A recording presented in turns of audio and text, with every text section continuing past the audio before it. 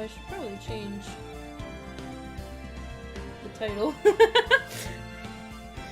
Hello! Don't mind me, I thought I had my life together. Oh, actually that stream title was fine. And we're live! Woo! Let me make sure the actual video plays properly.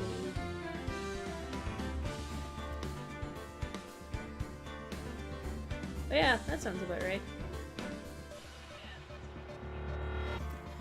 Great! Now I come to my stuff. Okay. Hello, magical people! After all that fun stuff, luckily I got everything else sorted out before I got on. Welcome back to Phoenix Wright, Ace Attorney. Woo. So, I had just finished, Turnabout Goodbyes on my YouTube channel, because I haven't been able to stream. But I finally am able to again, because I got Wi-Fi back. And yeah, so, finally back, and we are now on episode 5 of the first Ace Attorney game, called Ashes to Ashes. I looked at the little preview first. I actually found out, interestingly enough, that this wasn't part of the original game. It was actually added to the DS afterwards. And yeah, so I found that kind of interesting. I don't know. I'll see how this episode is before I judge it. But I liked how it was Turnabout Beginnings, and then Turnabout Sisters, and then Turnabout, the Turnabout Samurai. And now it's, and Turnabout Goodbyes, but now it's Ashes to Ashes, and I don't know, but yeah, so we just helped Edgeworth not get arrested. He didn't commit murder, thank God. So yeah, so let's get started!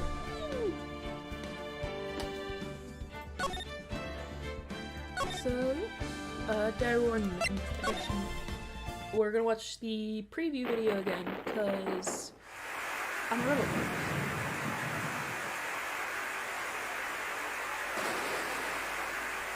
Now this seems interesting, because it makes it look like 2 murders are happening at once with like 2 different buildings.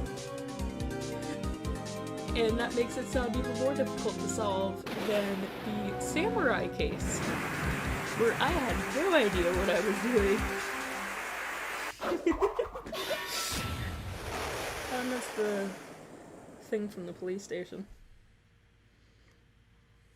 She kind of looks like Mia. That's weird. Ah! It's been 2 months since Maya left the office. Oh, Maya's not gonna be back. I hope she comes back. 2 months without a single trial. I had offers, but none I took. Why didn't you take any report? That is, until the day that girl showed up. What girl? February 22nd, 10:02 a.m. Writing Court Law Offices.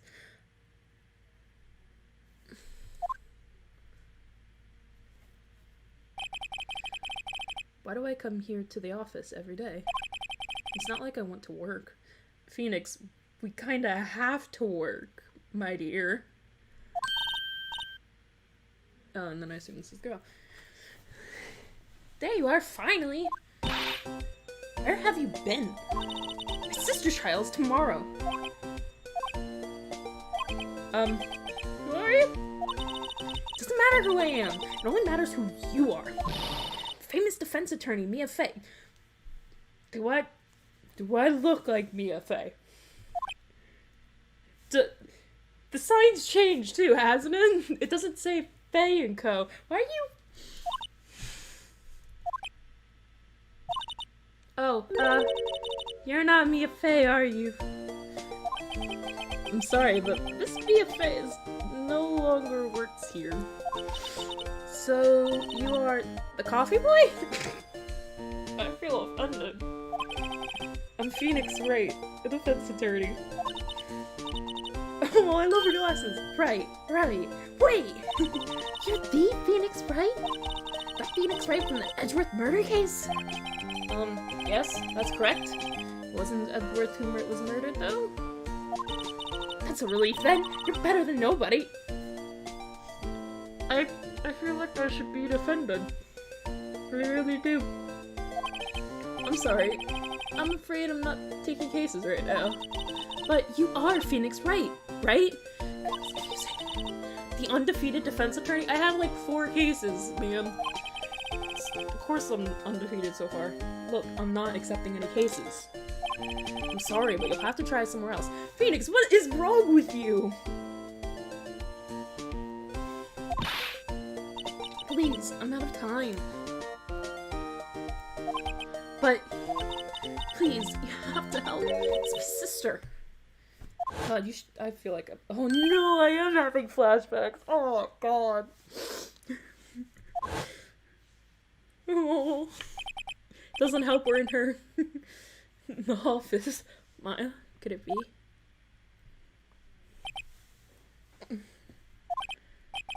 Okay, I'll hear you out. Really? Thank you so much. My name's Emma. Emma Sky. I'm a scientific investigator. Scientific investigator? What the hell is wrong with Phoenix? Not taking cases for 2 months. What?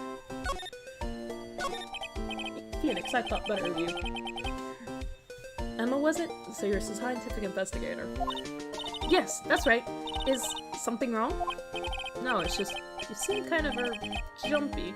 Maybe just young? Young?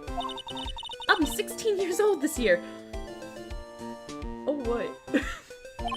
Oh, I see. Wait! Only 16?! It's set to be firmly assigned to forensics in 3 more years. My work is becoming quite well known at my age, no less. Oh god, her poses are just like Maya's. And I think they're doing that on purpose, and I really like that. So, what exactly is your current position, then? Well, legally speaking, I guess you'd call me an 11th grader.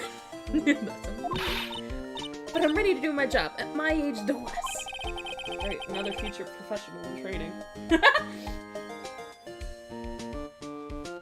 They're really drawing out the ties to Maya here. They're gonna kill me.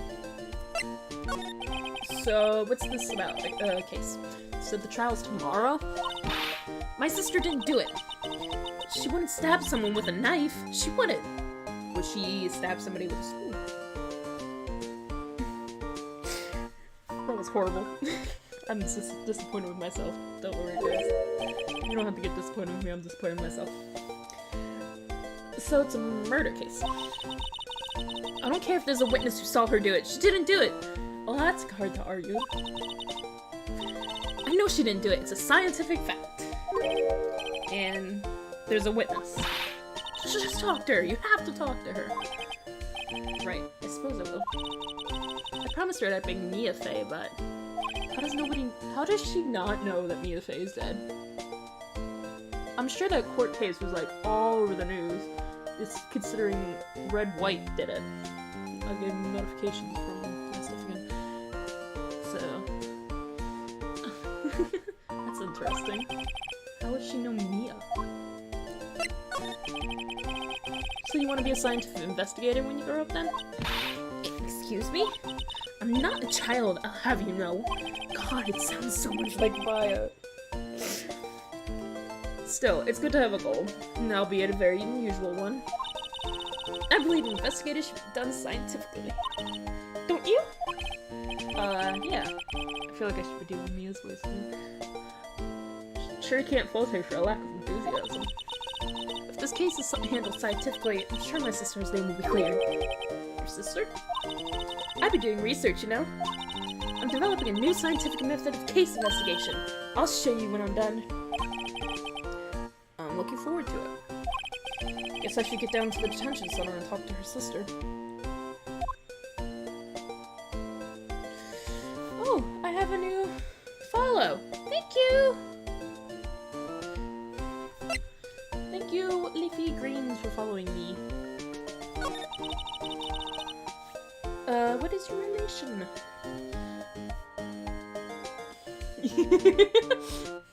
Lurking nearby, I see. My sister asked for Mia specifically. This BFA person was a few years below her in school. So they went to the same school. Huh. She always told me to go to Mia if I ever needed a defense attorney. And well, I need one. Incidentally, Mia's a woman. Now that you mention it, I guess it is more of a woman's name than a man. Well, it's nice of you to help your sister out like this. You must be close. Well, actually, when she gets like, she is now, I kinda hate her. Huh? But she's only, but she's my only family. Your only family? What about your parents? They died in a car accident when I was little. Oh. Oh, I'm sorry. Oh. I have nothing else to ask her. So I guess I should go talk to her sister. Do I have anything in my bag? Nope, just my badge.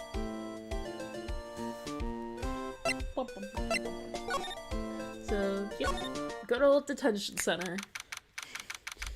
February 22nd, detention center, visitor's room. She's with us. Wonder what's wrong with Emma. She got quiet all of a sudden as soon as we arrived. Guard, I thought I told you I didn't want visitors. Sorry, ma'am. It's just your sister. No excuses. Did you not want to raise this here? Oh. Wait, is she the police captain? Police chief? Understood, ma'am. What was that about? Wow, she looks very fancy. Hi, Lana. Funny. I seem to remember specifically telling you not to come here. Perhaps my memory is failing. Look. I didn't want to come here either, okay? Your trial's tomorrow and you still don't have a defense attorney. I'll be the one in court tomorrow. That has nothing to do with you, Emma. Isn't that right, Mr. Wright? Hey, how do you know me? Mia mentioned you. I've heard quite a bit. I'm sorry, what exactly is it that you do? My name is Lana. Lana Sky. I'm chief prosecutor for this district. Oh, she's a prosecutor. So she's sort of doing the same threats that Edgeworth had done to Gumshoe that one time. You're a prosecutor? She looks so formal. Two statuses, one a lawyer. Could this be a coincidence? Oh my god, it is. It's so funny. Kitties! Emma, Lana? I mean, they're just like... God. Is something wrong, Mr. Wright?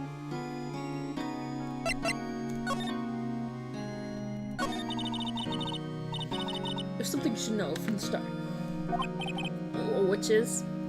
The suspect in this case has confessed to the crime. Huh? Oh, wait! But the suspect is... me. I did it. Well, Mr. Wright? You're having fun over there, chat. Well, why don't you begin by telling me exactly what happened? The crime took place yesterday, February 21st, at 5:15 p.m. That's quite specific. It was in the witness deposition. The witness clearly saw me committing the crime.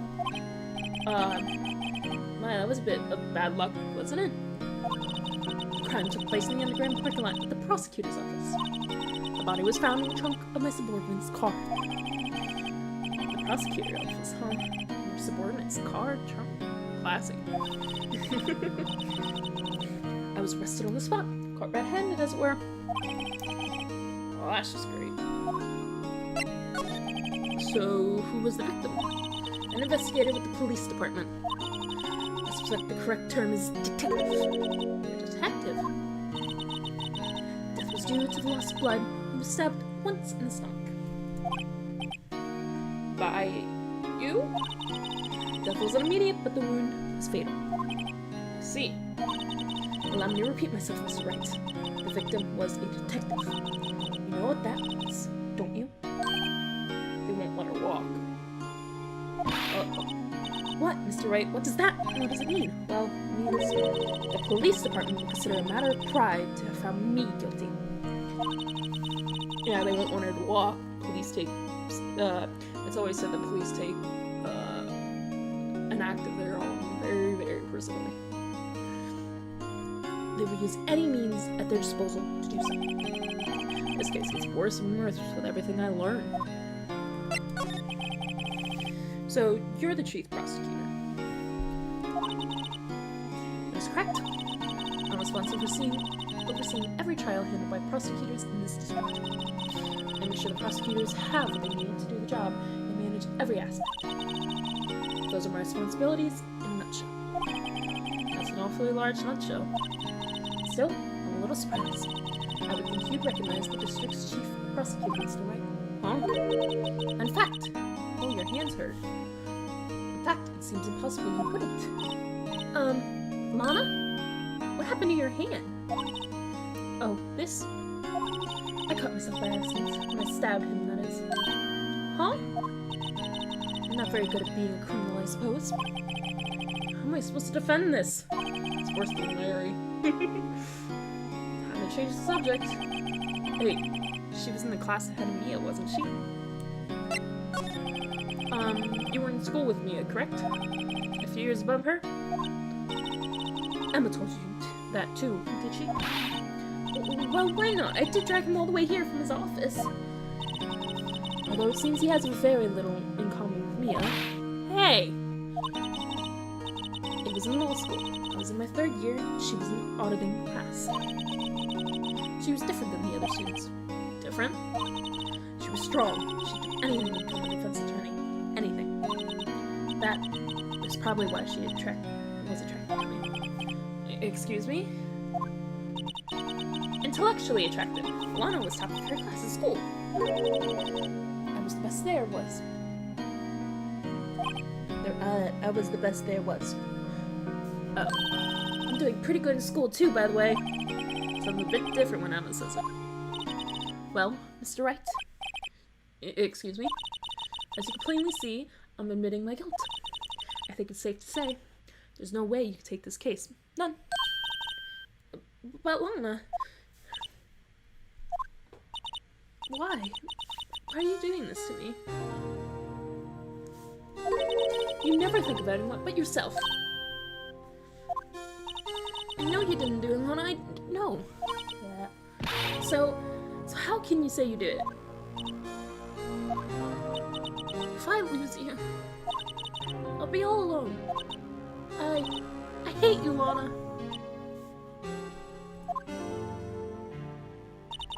Mr. Wright? Yes? I believe our discussion here is ended. The rest, I leave to you. You mean you're requesting my services as your defense? Don't lose any sleep over it. Your client has confessed after all. This case is over.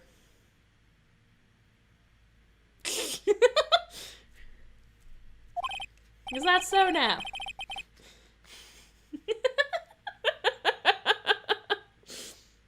Oh, okay. Right.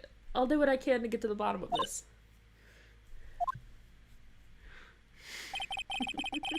Lana has confessed to the crime, yes, but something doesn't fit. It's that look in Emma's eyes. There's something else going on here. And I'm going to find out what. Sorry, Mr. Wright. Huh? About what? My sister, she's not always like that, you know? I just never expected to be defending another prosecutor again. She's changed a lot. She used to be so gentle, always smiling. Everyone liked her. I see. Sorry, but I'm having trouble imagining that. I mean, why? You knew Edgeworth, and he was a good kid. He was a great kid, according to you. And he changed. So, yeah. What happened to her? I don't know for certain myself. I think maybe she, well, maybe not. Sounds like there's something that defies a simple scientific explanation. Let's go check out this underground parking at the prosecutor's office, shall we? We'll probably run into Edgeworth at some point. And I hope he's not defending this case. Or prosecuting this case. Okay.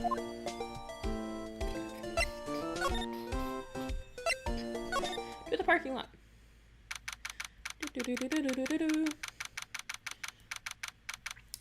February 22nd, prosecutor's office, underground parking lot. Ooh, fancy. So this is the lot where it all happened. Looks like they're still investigating. Funny. Funny that my first visit to the prosecutor's office should be like this. Hey everyone, keep up the good work. Hey, what are you thinking? Well, they are going to be my co-workers 3 years from now after all. No harm in saying hello. Actually, there is. You know, attorneys aren't supposed to examine crime scenes. I'm trying not to stand out too much here, see? Hey there! Oh, this is a completely different person. You expecting to go and notice here, Pond? Pond? No, God. Oh, great. Who the heck are you? What do we have here? Looks like a bamboo can get lost from the ranch and it's up to no good. Folks gotta learn to keep them doggies tied to a pod. God. Mr. Marshall. Oh boy. Oh dear.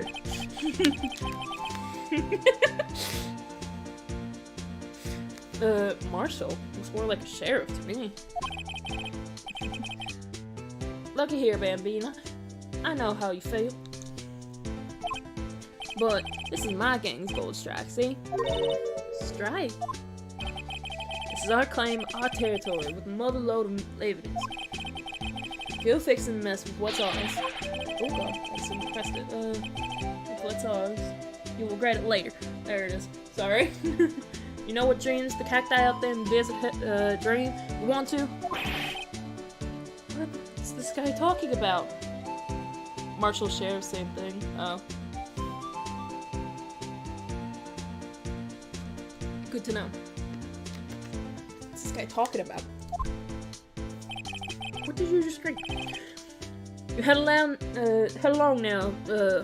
Head along home now. Happy trails, Bambina. What's up, Bambina?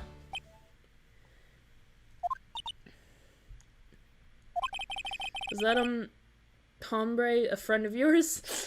Hombre? Kind of, sort of. Yeah, he's a detective. Where's Gumshoe? I want Gumshoe back.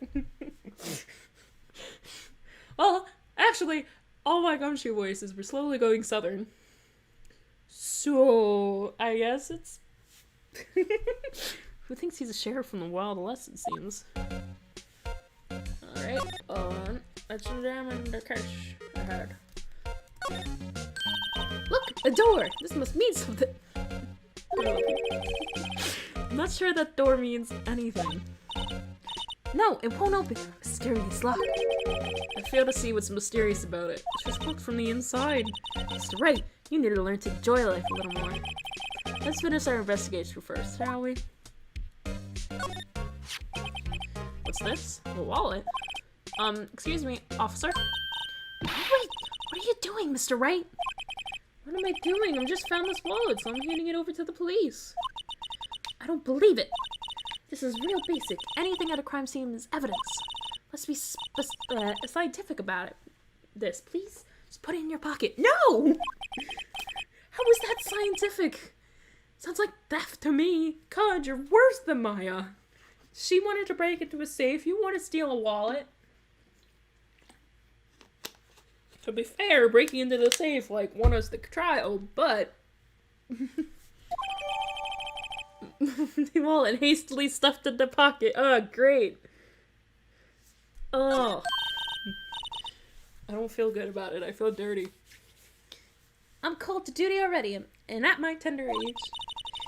Here, I'll teach you the trick to examining evidence in detail, okay? Oh god, I'm learning a new skill.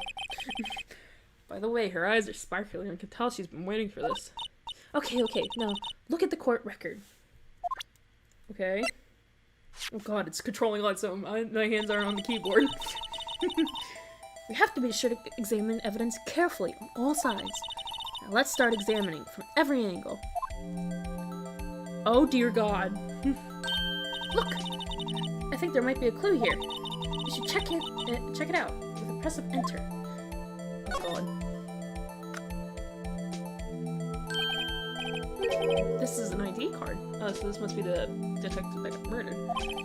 Sergeant Bruce Goodman. ID number...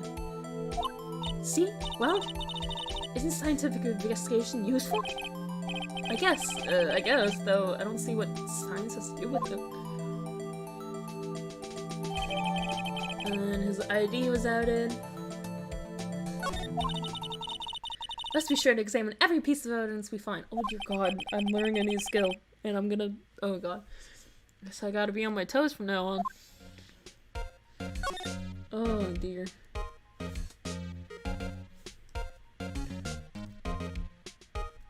Oh, crap. Aha! A ladder! That's a step ladder. What's the difference?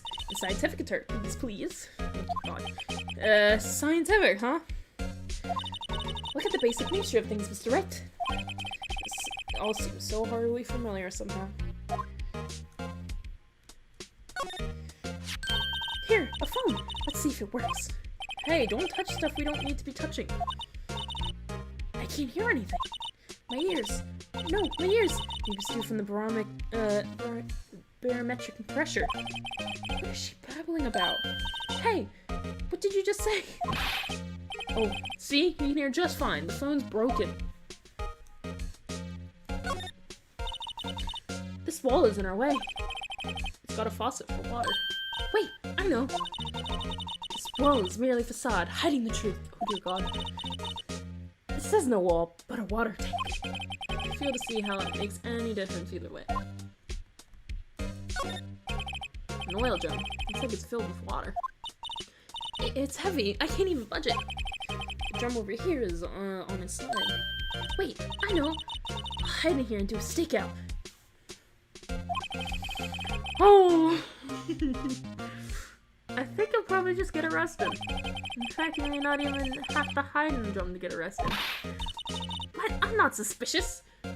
Is he literally saying this out loud? I always thought it was him thinking it in his head. Is he just whispering all this under his breath? I don't know if that's... oh, dear god. And I think this is the last thing here. This is where the cars leave the lot. The air on the ground makes it look more like an entrance. What are you talking about? It's plainly an exit. Well, maybe it's both, kind of a dual purpose. Aha! The theory of relativity. Oh dear god. But, I've got to break this down. Ah! Hey, Mr. Wright! Maybe you know. Was Mr. Relativity German, or was he British? Mr. Relativity? Are you sure that was his name? Oh god. My brain already hurts, and we haven't even started. Look! A stylish glass wall room! Very nice. I can see the whole parking lot from in there. It says security. Perhaps it's a cafe? I don't know how I'm gonna deal with her. She's worse than Maya somehow. Huh? Cafe security. Yeah, that must be it. Let's check it out later. Oh my dear god. I hate to break it to you, but I think that's probably just a security guard office. You know, I scored a 97 on my science test the other day. Too bad they don't have a test for common sense. They always do say, people with more science in their brain actually don't have a lot of common sense. Like, you have more smarts, you have less common sense. And there's a slide. Oh my. Ooh. Yeah, that probably helps. What's with the chalked outline? Well, no time to waste. Let's go hunting for clues. I've been looking at the wrong room the whole time. I wonder what this is. Well, partner, looks like you got no intention of going home quietly. Oh, crap. Sheriff. Like I said before, this here is our claim. You best be moseying on. Unless you fixing to bite the bullet. Did you just threaten me? God, that's scary. Couldn't you just tell us one thing? Who owns that car? Well, little Philly's got a good nose on her.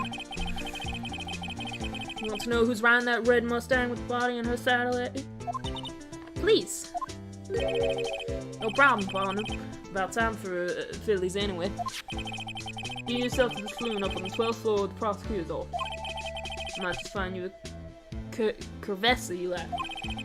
Prosecutor office. Where does this guy think he is? And when, for that matter? Note to self. Look up Vital Saloon Corpus. Maybe we should check out room 1202, the High Prosecutor's office. I feel like I should remember every number I ever hear. In any case, stay away from the car. You can look around here all you like, just keep your paws off our clay. Great. Maybe there are some clues around here. Miss Wright, let's check it out. Excuse me. Where are you two all set? Us? Who is it? Oh boy. Where are all these people set from?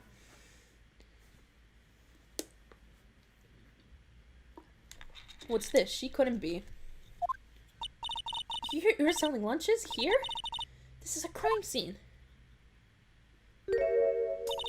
Hello, half and half was. Oh, thanks? And you, sir? Yes? Some crunchy goodness coming at you.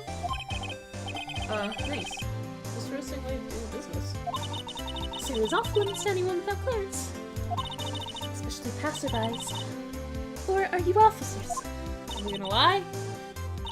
Question. No, but you don't exactly look like the type to have clearance. Well, that's hardly a way to greet somebody. Even if my days as the cough-up queen are over. Like, cough up, huh? No, I'm feeling kind of full. Maybe I'll pass on lunch. I'm quite connected with the case, you see? The images are burned into my eyes, you might say. Yes, all the cylinder secrets. Secrets? Dear me, you are a slow one, aren't you?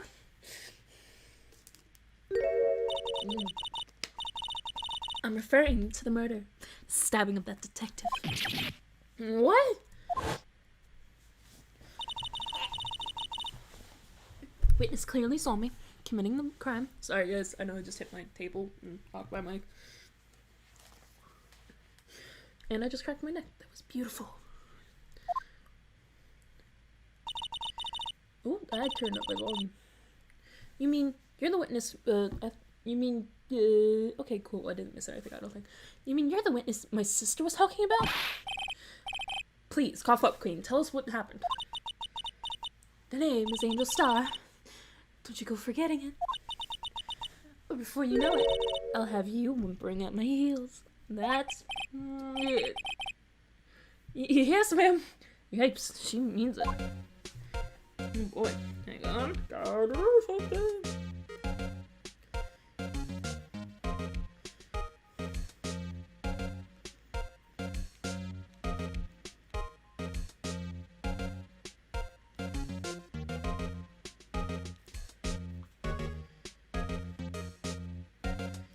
Okay, there we go.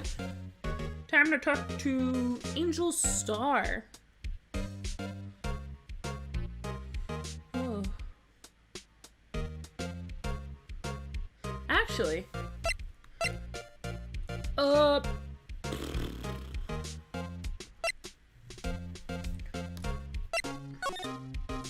Yeah, talk to her first, and then I'll do something I just thought of.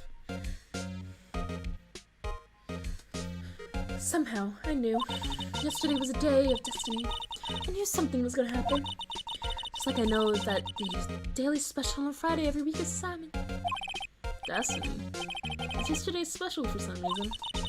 Your defense attorney, right? You should know then. You should know the foul misdeeds of the evil ones who haunt this den of iniquity. Evil ones? Prosecutors, they have no qualms all about blackening the names of innocents. And yesterday they paid homage to the most evil one of all. They gave an award for King of Prosecutors. What a farce. So she's saying there was some sort of prosecutors convention yesterday. I was almost compelled to lace their lunches with something foul. Wow. Do you have a personal grievance against prosecutors or something? Or is this some kind of scientific evidence of this, evil? Young miss, mark me at your own risk. You'll soon find out why they call me the Cloth Queen. You? The most heinous of all the evil ones, the one they awarded yesterday, it was in his car that they found the body. Proof that he devours the evilest lunches of all. Really? Really what? I'm totally confused. One thing's clear, this lunch lady has a thing against prosecutors. So, what exactly is it that you witnessed, Miss Star? I really hope that's not Edgeworth's car! Can you imagine? I just thought of that. Can you imagine if that was Edgeworth's car?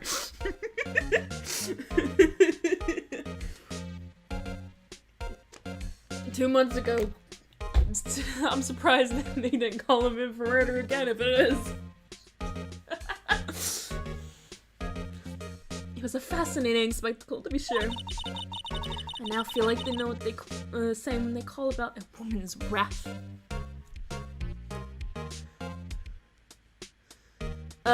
Yeah, there's always a delay. And it could have been that I had clicked something and that's why. But there should always be a delay when it comes to streams, so yeah.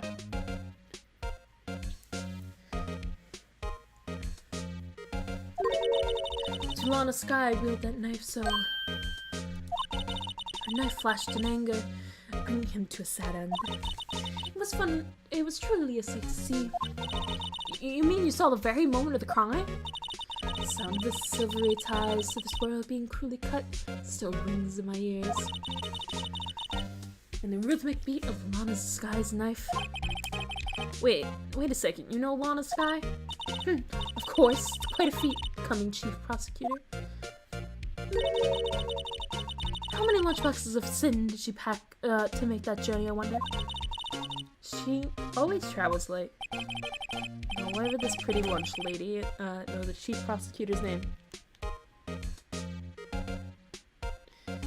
Sometimes there's just a delay when I stream. There will always be like a little... Sometimes it just goes unstable for like a split moment. And then it comes back. So there might be a tiny bit of lag. But if it's only like a 30-second lag, I'm not too worried. So... But thank you for telling me.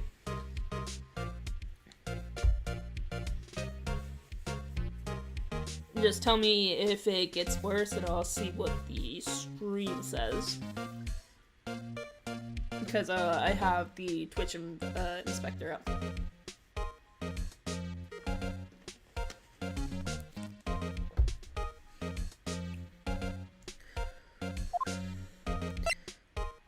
And why would she know the prosecutor's name? Because she delivers lunches here. Why wouldn't she know her name?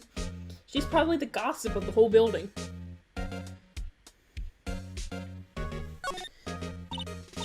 Could we ask you a bit about yourself, Miss Star? I came here every day to sell lunches. Exactly. Why wouldn't she know her name? I import only the freshest and best from the Far East. For some reason, the box lunches are a hit here. Why not make the lunches here rather than import them? Did you say something? No. Only true connoisseurs can understand. The kind you can only tell someone who's tried General Toso's trial bite. Oh, I'm sorry. Wait, isn't it trial bite? I can't remember what it was, but I feel like I've heard that from like dinosaur stuff. But I'm probably wrong. I'm usually wrong. I am not scientific. Never mind. You win. I don't even want to appreciate part of the trilobite's flavor. Anyway, I come here every day to sell lunches. My boyfriend works in the security room at the prosecutor's office. Your boyfriend? See the security room over there? The glass-walled booth? I sell my lunches and since I'm here anyway, I drop in to see him. Since you're here anyway, I guess selling lunches is more important than romance. So, to scientifically analyze the data available so far, you, Miss Star, are a lunch vendor with an ulterior motive for coming here. Useful analysis. Not. Aw. Did you have a bad experience with the prosecutor, Miss Star? I sense some hostility. Oh god, my voice. Hostility? Ha, perhaps. Prosecutors are all alike, and the bigger they get, the worse they smell. Kind of like 10-day-old clams in chowder. I wonder if Miss Star was involved in some sort of legal trouble in the past. That'd be a sure cause of food poisoning, scientifically speaking, of course. I mean, now you're talking cough up, Queen. I thought she was just the lunch runner, but now I'm not so sure. I mean, she has, like, threatened to poison the law office. And that makes me suspicious of her, so you know.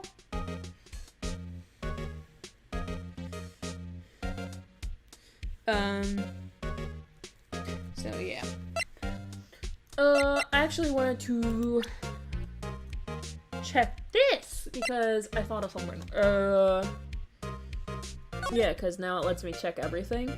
I was wondering if it... Your name and an ID are written here. Sergeant Bruce Goodman. ID number. I wonder why they only use numbers for IDs. What else would they use? Letters, silly! They're the reason we have the written language in the first place. True. Sergeant Bruce Goodman. Yabba-da. See? Wouldn't that be better? Yabba-dab? Well, it does have a certain meaning to it. Exactly my point. It doesn't take much to amuse her. God, it does remind me of mine. And then, oh god. Oh my dear god, I have to hold it. Okay, oh god. And there we go. It's an actual, like, 3D thing. I feel like this would be a lot less clunky on the Nintendo. How do I investigate it? Oh god, I can zoom in too. I want to click it. I can't quite read what it says. Oh god. Yeah. I give up. Nope, I can't keep playing with that. I can't click anything anyways. And I'm sure it would have given me something. And then I guess we'll go to the High Prosecutor's office.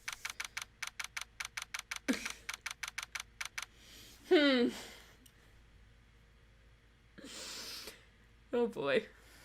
It was Edgeworth's car. Wanna know how I know? There is a jacket over there. There's a steel samurai over there. Oh, nuts. February 22nd. High Prosecutor's office, room 1202. This is kind of room just screams, I can do the job. Quite a change from your office, really. Thanks. Thanks. Wow, that was... Look, there's a trophy or something here. A trophy? What, that shield? Takes real nerve to display stuff like this.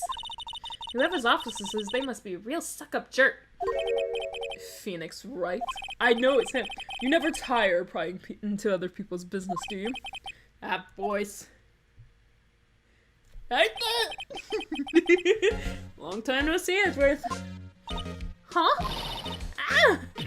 Mr. Edgeworth! You know him from somewhere? Of course! I'm his biggest fan! My sister introduced us once and... Right, her sister is the chief prosecutor after all. Well, what brings you here? I'll warn you, I've been quite known to be a real suck-up jerk. No, did I? No! It was just Mr. Right here. Hey, don't blame me. I just made up with the man. Leave me be. We're just here to investigate a murder case. Murder? The body was found in this nasty bright red sports car. It's gonna be Edgeworth's.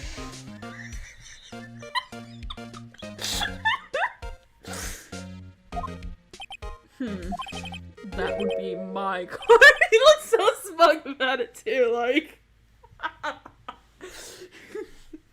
Oh, that would be my car, but of it. Your car. I'll say one thing, she certainly can scream.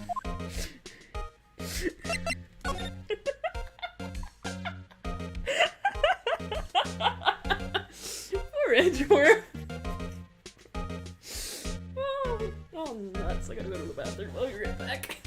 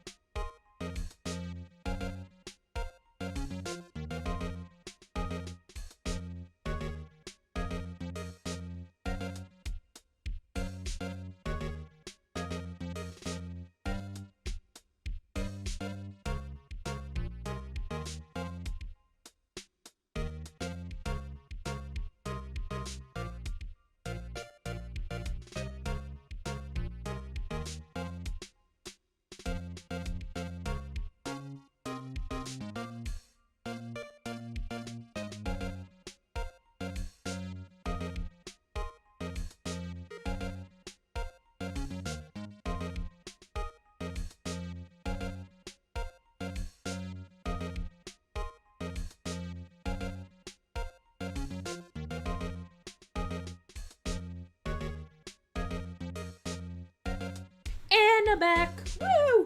Okay. So, poor Israel. So the body was found in your car? Go ahead, say it right. You think I did it, didn't you? Don't you? After you went through all of the trouble to help me last year, no less. No, we don't think you did it.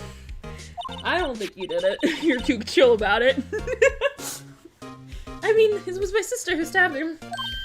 Wait, no, she didn't do that. I mean... Wait. So you're the chief prosecutor's little sister, then? Yes, sir, I'm a Sky. Give me 1 second, guys.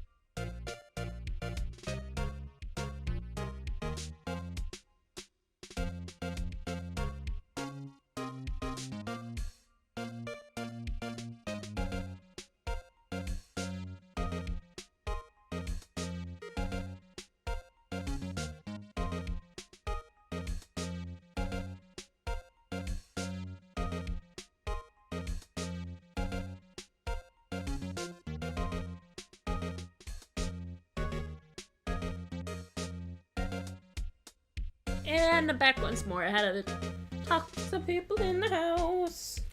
Okay. Yes, sir, I'm Sky. It's nice to meet you again. That doesn't sound forced at all. Now I remember you've really grown. I admit it was a surprise for me too. I think my own car would become the scene of a murder. More surprising still, I've been forced to prove my superior's guilt. I can understand. Wait, what did you say? Lana Sky is the chief prosecutor, the top prosecutor in the district. She can't prosecute herself, so I'll be the prosecutor at the trial tomorrow. You, Mr. Edgeworth.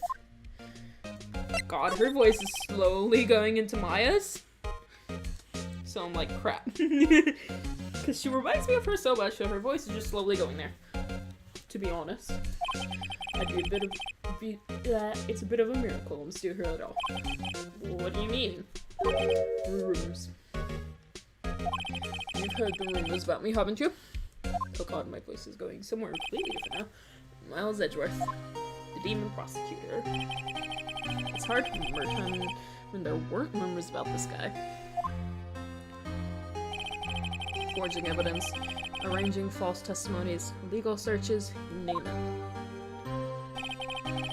Thanks to you, my innocence was established in the trial at the end of last year. However, there are some who say I'm the one responsible for the current incident. What? That's crazy. Some people need very little to accuse, little excuse to think of ill of others. Very true. It's a fact of life, impossible to stop. But some of them even go so far to present me with toys like this. They think it's funny. Toys? A bronze shield? There's gotta be a story behind that one. Chief Prosecutor Sky, yes. We first worked together on a case 2 years ago. It was my first big case. That's right, I remember. 2 years ago. I wasn't even a lawyer yet. Since then, I always felt that she was looking out for me. It appears I was mistaken. Mistaken? Why? I mean, I know she's not the warmest person, but I'm sure she felt some responsibility for you. And then, why? Why did she stab someone in the trunk of my car? Not only that, she stabbed him with my knife. Your knife? Jesus Christ, is somebody trying to accuse him again of murder? What? Mr. Edgeworth, your knife was the murder weapon. To be specific, it was the knife I kept in the toolbox in the trunk of my car. Jesus Christ.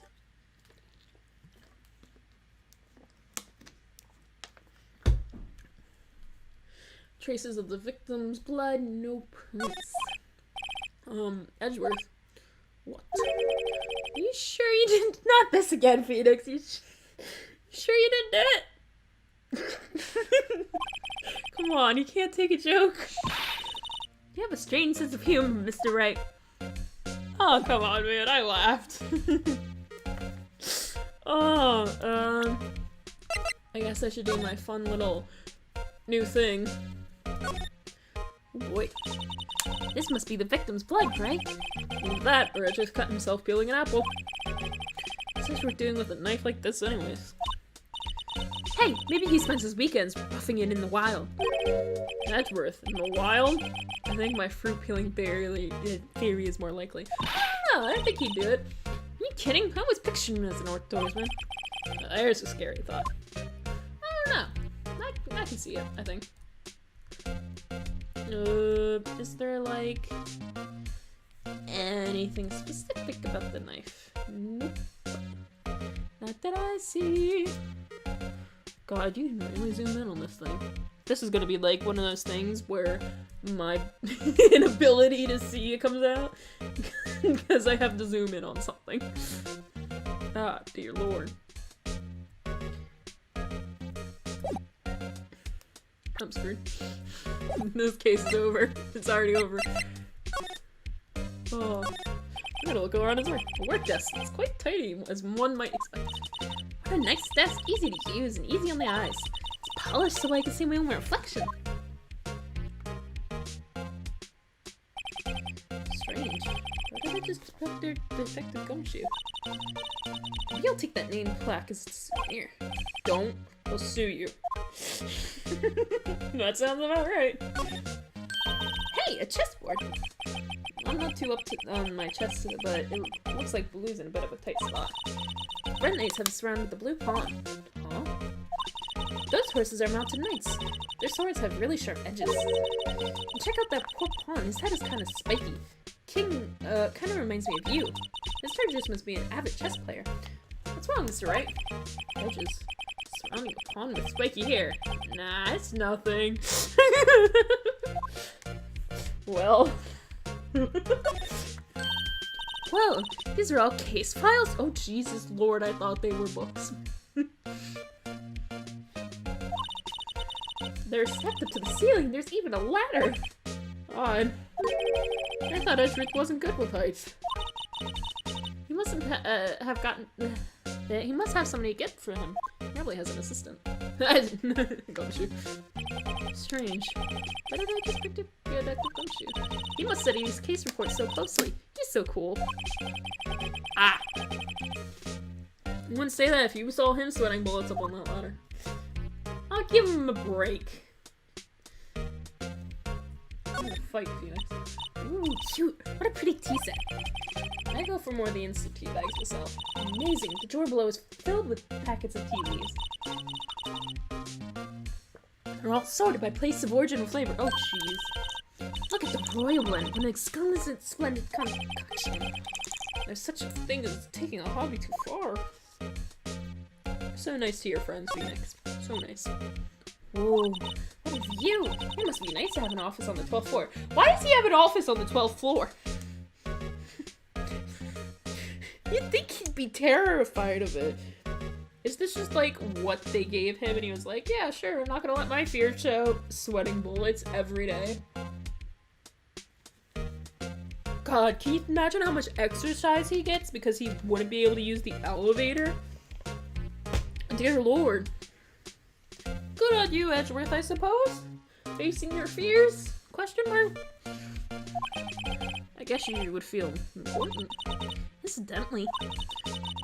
Were you to jump out this window, time until impact with ground will be— No, thank you. Please stop. I have a fear of heights. God, it's probably 3.28 seconds. Oh god. That's handy to know. Oh boy, I just started sweating. My, what an amazing bouquet. Just right from Mr. Edgeworth. No kidding. Hey, there's a card on it. Back from the dead, Wendy. Wendy? I've heard that name somewhere before. And besides it, a giant steel samurai. Wow, I want one. Huh? There's something written on the bottom of his foot. Between a rock and a hard place, Wendy. Wendy? Is she Mr. Edgeworth's fiance? You have a fiance and you didn't— Oh no!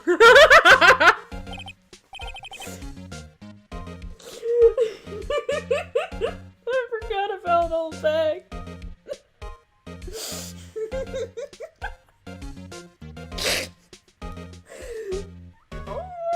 Why did he accept those gifts?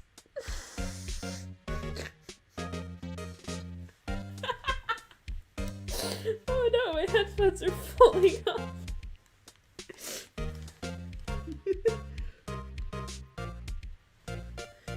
Oh. Okay. I don't think so. Edgeworth, you shouldn't have accepted gifts from this lady. Oh, leave me alone! My origin is so buggy, it keeps giving me notifications when my friend's playing a game, but it keeps saying it like she stopped, and then immediately started again, and then stopped, and immediately started again in the same second. And I'm like, what are you doing? Wow, this jacket is even more lacier than his usual ones. This one must be his lucky trial jacket. Lucky jacket, right. We've never seen him wear it. I'm sure there's a story behind it why it's framed. Maybe I'll be naughty and take a picture. She's getting way too excited about this. Oh, is it his dad's? That'll be sad if it's his dad's. I've been wondering, what the heck is this? It has a big K on it. It's the King Trophy. Prosecutors. Huh? What's that? It's the King of Prosecutors Trophy. Yep, that one. King of Prosecutors? It's a great honor. May send that shield to the best prosecutor this year. What? So the K, that's... K stands for king? Yeah, you got a problem with it? I didn't design the thing. King of prosecutors, kind of like employee of the month, only better. Edgeworth King of prosecutors at the PD on the day of the murder. And then, so that's the King of Prosecutor shield, huh? Well done, Edgeworth. You must be proud to be King of the Prosecutors. Congratulations, King of Prosecutors. Please stop saying that. He must. Oh my god, and especially after the case 2 months ago. That still doesn't explain why. Why is the tip of the shield broken off? Oh, that's actually a very good point. I thought it was part of a design, but he just said it was broken. This Edgeworth has such a comfy sofa. Sofas like this make me want to curl up and take a nap. Yeah. He pores over his case files here till the wee hours of the morning. Then he takes off his jacket, rolls up his sleeves, goes to sleep using his arms as a pillow. I don't believe it. She's actually daydreaming about Edgeworth working. And then in the morning he has sofa hair and little creases in his cheek and strings. He's so cool. Sofa hair is cool? Yeah, man. I have sofa hair a lot. Oh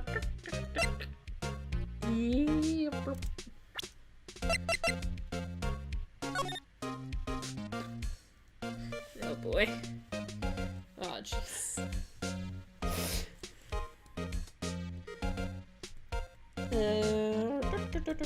There we go.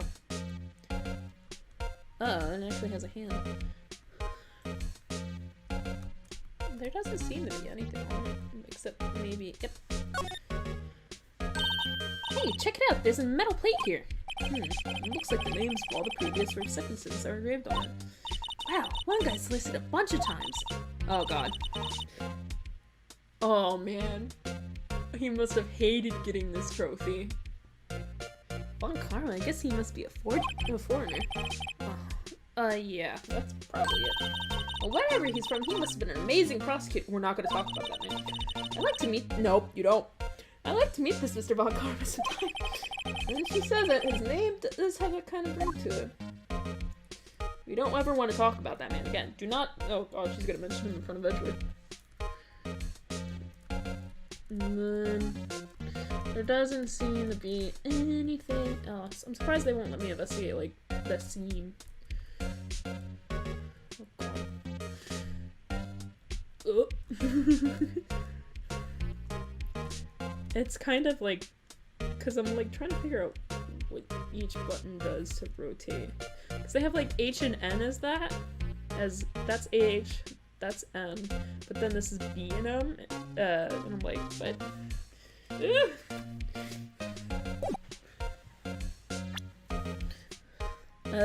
So let's talk to Edgeworth once more about this then.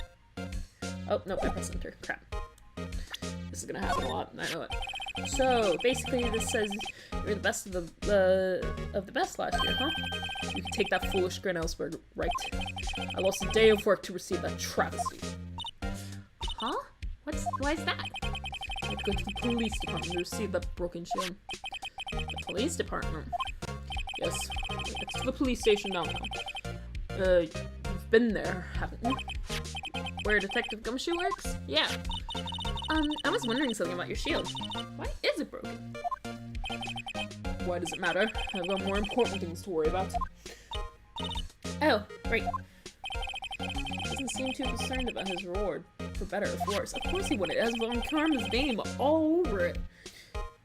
Yesterday was a very busy day for the prosecutor's office. Maybe we should ask him more about yesterday.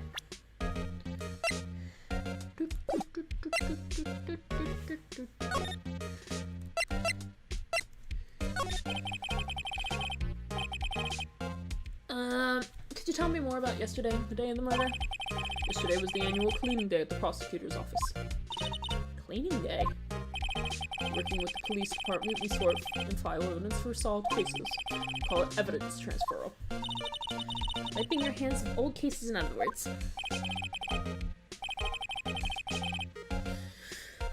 Oh, and another thing, a ceremony was held at the police department. It is an annual review award for outstanding police officers and prosecutors. I wonder if Gumshoe got the other one. And that's when you got the shield? I was at the police department yesterday afternoon. I got back at 5:12. That's very precise.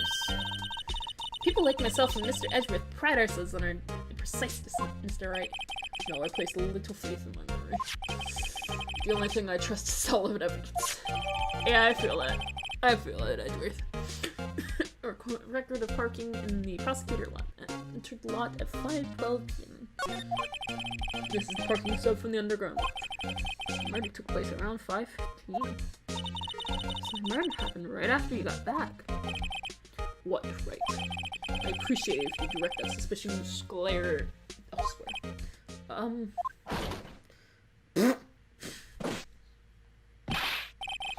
Excuse me, but is Mr. Edgeworth anywhere on the premises? Edgeworth, what is it? I'm here, sir, at the request of Chief, sir. I've got your report, sir. Report? What?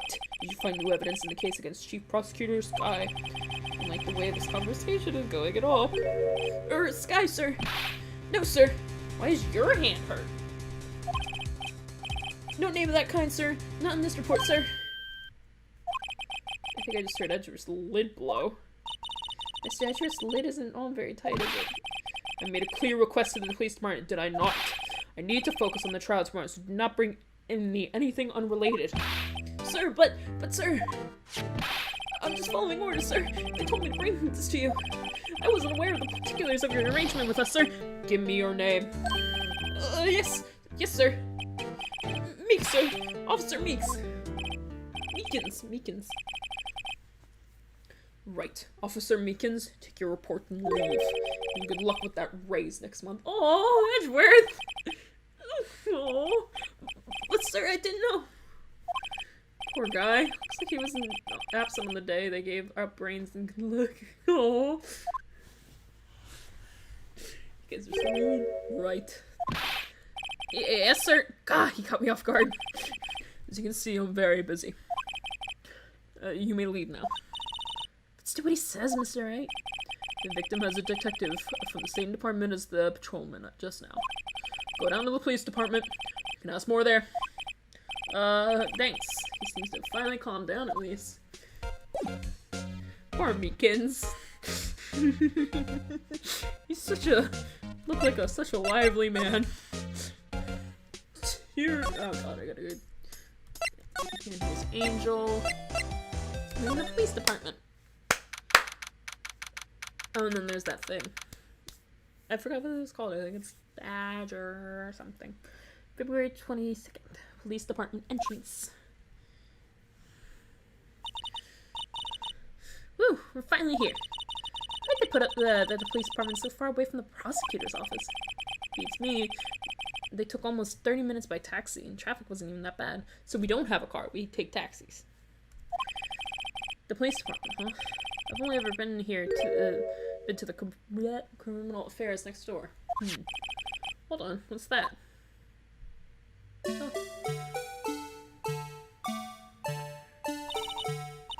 Disturbing. Disturbing. Why does it mutilate like that? Oh wait, I know. This is the Blue Badger. They're trying to make him the police mascot. Wow, Mr. Wright, you sure know a lot about the police. Still, he doesn't seem familiar somehow. Forget the Blue Badger. Who's the next, that next to him? Someone appears to be dancing with the Blue Badger. Uh-oh, he noticed me. He sure is running over here fast. Oh, great. That's great. I love the image of the Gumshoe just dancing with the Blue Badger. Hey, pal, what are you doing here? That's my line, Detective Gumshoe. Specifically, why are you dancing over there? What, well, at least he doesn't seem to be busy. This is our chance to get information. Hey, I'll have you know I'm a very busy man, pal.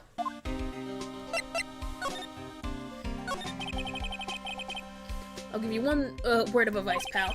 You better not agree to defend the suspect in this case. Why not? Huh? Well, it's just that the chief prosecutor has confessed to the crime. She says she summoned the detective to the prosecutor's office and she killed him. But what if she's not telling the truth? Yes, well, no. Come on, pal. There's plenty of evidence against her. But what if the evidence was fake? Hey, pal, can I speak to you for a second? Huh? Me? Why is that little girl so peeved at me?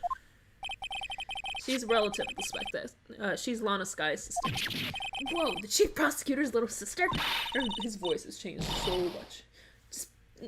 Just please investigate this case carefully, okay? Scientifically. Yes, sir. Oh, by the way, you might want to keep your voices down. You don't want to be overheard using the word like faked. Huh? It's just a sensitive issue with us these days. So, well, as many cases as I'd like solved. Yeah. So, what are you doing here, Detective Gumshoe? Me? Oh, well, nothing really. They kicked me out of criminal affairs. What? Detective Gumshoe, what did you do this time? Hey! What do you mean this time? Then what happened? I know things are busy right now. I mean, with my sister's case and all. It's true. I've never had a chief prosecutor murder anyone. Only the highest ranked people are being let into criminal affairs now. The lowest ranked guy is there, and our chief of detectives. They're not letting any of us ranked and file detectives in at all. None of you. I know this is an important trial, but isn't that a little odd? So anyway, I thought I'd spend time getting the Badger dance down pat. Isn't there anything else you could be doing? Chief of Police himself is directing this investigation, pal. An Officer Marshall is assigned to the underground parking lot. Officer Marshall? Well, I think about it, Emma did seem to know that Marshall guy. A patrolman is in charge of crime scene. It's unheard of, pal. My voice is slowly going. It will be gone by the end of the night.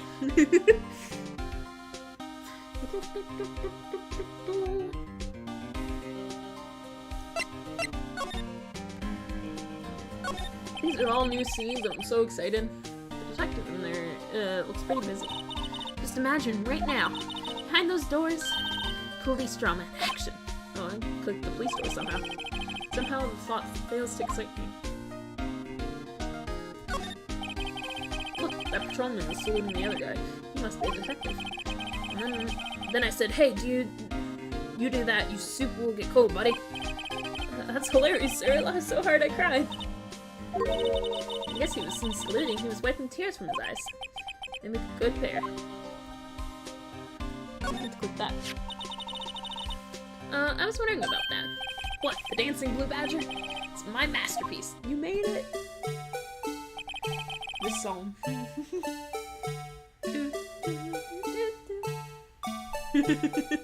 You made this Detective Gumshoe? The chief threw together some designs and I just did my thing, pal. Nice work. It's battery powered so I can go anywhere. There's no switch, so it just dances until the battery has died. Poor blue badger faded to dance until he drops. Why is this important?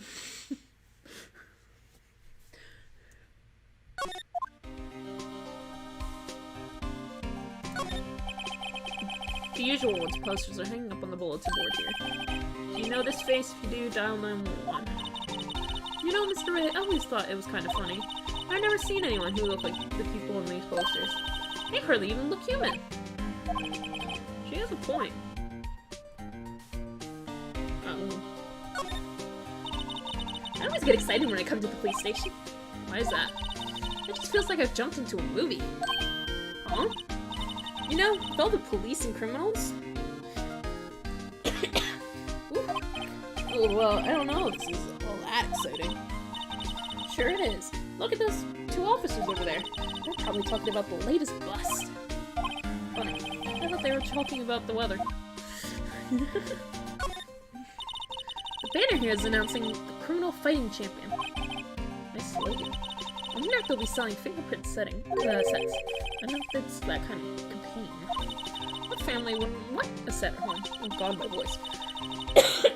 Okay, there it is.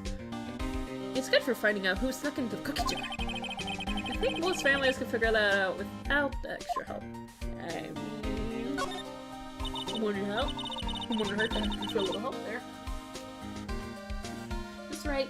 Do you know why patrol cars are plain black and white? No idea. Why? I think they're designed after a panda. Panda? Not that I have scientific proof. It's just a theory. Do you mind me asking how you came up with that theory? It was when I was on a school trip. I saw a patrol car and it came to me. It had just been at the zoo. See? What about zebras? Or do they not have those at your zoo?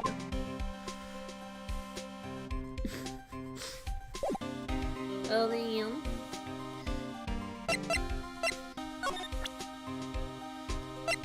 oh, I should probably present the badge. Ah, God!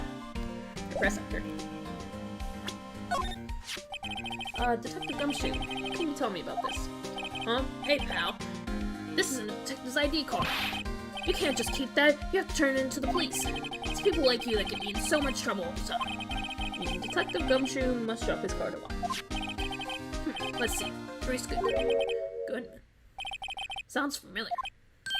Nah, my mistake. But didn't you work together with him in criminal affairs? Whoa! Now I remember. Bruce Goodman. He's the victim. I figured. That's what I thought. Can you tell us more, Detective Gumshoe? And then I could probably talk to him about that. And then... Boop! I should probably try. Found in Mr. Edgeworth's car, stabbed with Mr. Edgeworth's knife. What drives chief prosecutor's guy to do such thing? Wait, I mean, sure, of course, someone else really did it. Someone who must have said have a grudge against Mr. Edgeworth. The car and the knife do seem a little too well organized to be a coincidence. I just wonder how Sky got accused rather than Edgeworth. Or Mr. Edgeworth, what could have happened? I have to find out a little more about what's going on with Edgeworth. And since he already told me about the stuff, I won't ask about it. Hey, that's it. That's the KO Prosecutor's Award that Mr. Edgeworth got yesterday. You at the award ceremony, Detective Gumshoe? Of course, pal. I got an award for diligence myself. Oh, yay! I'm so happy for you. Ah, congratulations. I was wondering why is the award a shield? And why is it broken? Oh, there's a reason. I'll tell you when he's there. Apparently, he's forgotten. But I was proud of Mr. Edgeworth for winning that award. And with all my naysayers in the prosecutor's office. Naysayers? Must be because of the rumors. Since he already told me about that. As a detective, I know better to keep my mouth shut about it. I know better than to go blabbing on things I don't know about. No, I wouldn't want you to do that either. Good. Okay, and then he has nothing to say about that. So, do I have more to talk about? Yes! So, this ID card belonged to the victim? He was a detective like myself. Detective Bruce Goodman. Don't you think it's strange? I mean, why would the victim's ID card be lying on the ground where they found it?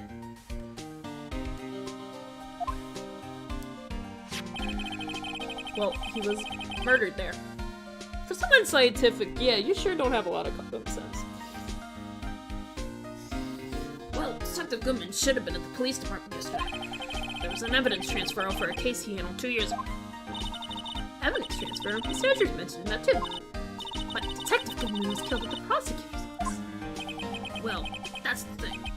It's hard to say this, but word is that Chief Prosecutor Sky called him out there to the parking lot. And Lana's confessing as much. Well, there is a bit of lag going on right now. Hang on, I'll let it catch up. Oh, and Lana's confessing as much. No, I'll just let it give a second, because I think the computer is actually... Oh.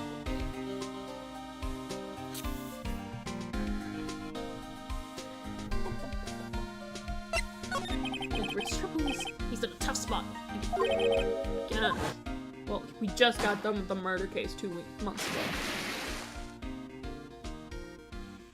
Reading a lot of flashbacks in this episode. I like it. Well, it's all started with the murder of the defense attorney, Hannah. Mr. Edges was found innocent. Listen, pal. There have always been rumors about Mr. Edges. Forging evidence, making deals with witnesses. Nothing outright, but there was always whispered rumors.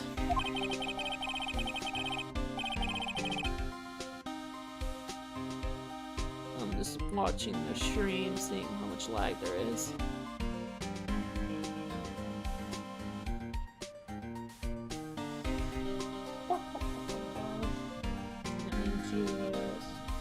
I don't think fans getting enough, so my computer's getting so low. So I'm just trying to adjust it so the fan isn't actually low. Ever since he was accused of murder, no one's whispering. They're practically shouting. But there's no evidence against him. Or Edgeworth. Well, Mr. Edgeworth has always had unusual strong ties to the department higher-ups. It's only natural that people would be suspicious. I have no idea who's under the gun. Well, I mean, with all that, and then he manages to become innocent after having been claimed guilty, and considering we had a guilty verdict, and then we somehow got a higher-up prosecutor to be accused of murder that happened 15 years ago. I mean, they have a right to be suspicious, considering all the false accusations that have been going on. Anyway, the last case is starting a new rumor. People say the only reason he took this case is because he's aiming for the chief prosecutor position himself. Well, what? But I know the truth, pal. Nobody wants to be the one who has to prosecute the chief prosecutor. Mr. Jeff, biting the bullet on this one. He's doing this for all of us. Woo! And that's all I know about that. God, his voice is killing me. I'm not official in that case, you know? Thank you. Why didn't you hand in the case, Detective Gumshoe? I met the guy who is. What was his name? The guy in the parking lot? That'd be Officer Marshall. He was appointed directly to be by the chief of police. Officer Marshall. Is he some kind of old Wild West sheriff or something? Yeah. No, Jake Marshall's just a regular officer. From West LA. For a moment there, I wasn't sure. Look, pal, let me try to make things a little easier for you. Show them this, and they'll let you examine the crime scene. Maybe. Why is it crossed out, Detective? You see, from Detective Gumshoe, allows Bear to investigate the crime scene. I'll be surprised if this gets anywhere, considering he's not allowed. Just act like you're supposed to be there. Nobody will look at you twice, pal. Oh my god, we're done talking. I can't speak his voice anymore. It's killing my throat. What does that even say? Hey, look here! It looks like something's been crossed out. It was a letter or something. Detective Gumshoe. Let's see. Annual bonus 20. I think a couple zeros are missing. Oh, that sounds about right. At least in the detective's case. Maybe I should rethink my career as an investigator. Aww.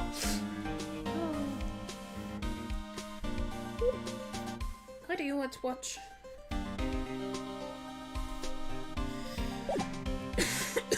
Woo! My voice is gonna slowly come back, hopefully, considering I'm not doing that first anymore. And let's go back. February 22nd, prosecutor's office, underground parking lot. This is where they're gonna tell me they cleaned up the crime scene already.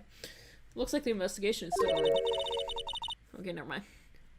I have to be getting back to the shop. Sorry, it looks like I'll be stuck in the pit till the sun sleeps. See you in my dreams tonight then, baby. Oh, is that the Marshal talking to Angel? Or is it Angel? Oh, still here. Hello. Why, this surprised looks, didn't I mention? I've got a boyfriend in criminal affairs, too. Oh, wait, yeah, right. Or no, she hasn't in criminal affairs. It's the Marshal. It has to be Marshal. What happened to the security guard? No, it was a security. I'm so confused now. Hussy. Hey, what's wrong, Bambi? You're looking like a doggy that's lost his hair. Jake Marshall. Strange guy to put in charge of a crime scene. Now I can actually talk. There's something I want to ask you. Scene of crime. A cold grave for men who lost their dreams. And me, I watched over them as sleep, dreaming of the desert's harsh judgment. He's asleep. Well, should we show this hopeless case something to catch his interest? Oh, yeah, I should probably present the letter to him. Would you mind reading this for me? What's this? I warn you, fan letters to me go right to the spittoon. That's a letter of introduction from the Detective Gumshoe. May we investigate? Gumshoe. Ah, that old cow dog. He holding a birthday party or something. Huh? Look, where it should say letter of introduction, it says invitation. Ah, I think he just miswrote it. Hey, why am I getting all defensive here? No worries, this proves it's Detective Gumshoe better than a blood test. Guess I'll better let you in, man. Thank you, Officer Marshall. Well, that's right, he's a patrolman, not a detective. Oh, wait. Huh? I feel like I've gotten myself mixed up here. Which reminds me. Hey, wait a sec. Isn't a crime scene supposed to be handled by a detective or higher? Well, folks, the clues are calm, and welcome to our gold strike. If you'd like to settle or strike out for lands all known. Manifest destiny. That's how the whole name. Note to self. Police investigations are like settling land. Well, Miss Wright, what do you say? I say I won't be needing this anymore. Oh, we got rid of it. Crumpled and discarded. Aww! What am I looking at? Okay, let me... R. Yes. Who do anything... Oh, okay, so he's 24. Do anything to get a flip beginning. Moon on her right hand. And he's just a patrolman. I thought he was the higher. Jeez, they're all so...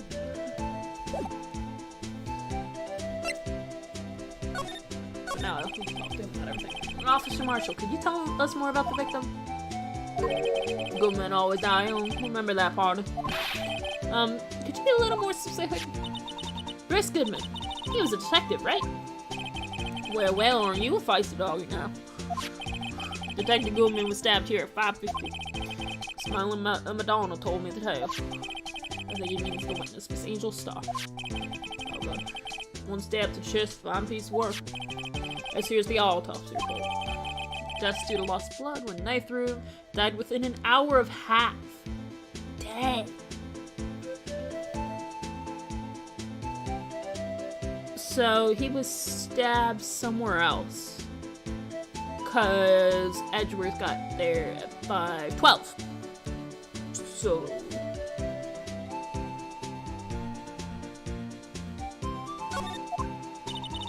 is my sister involved with the victim in any way?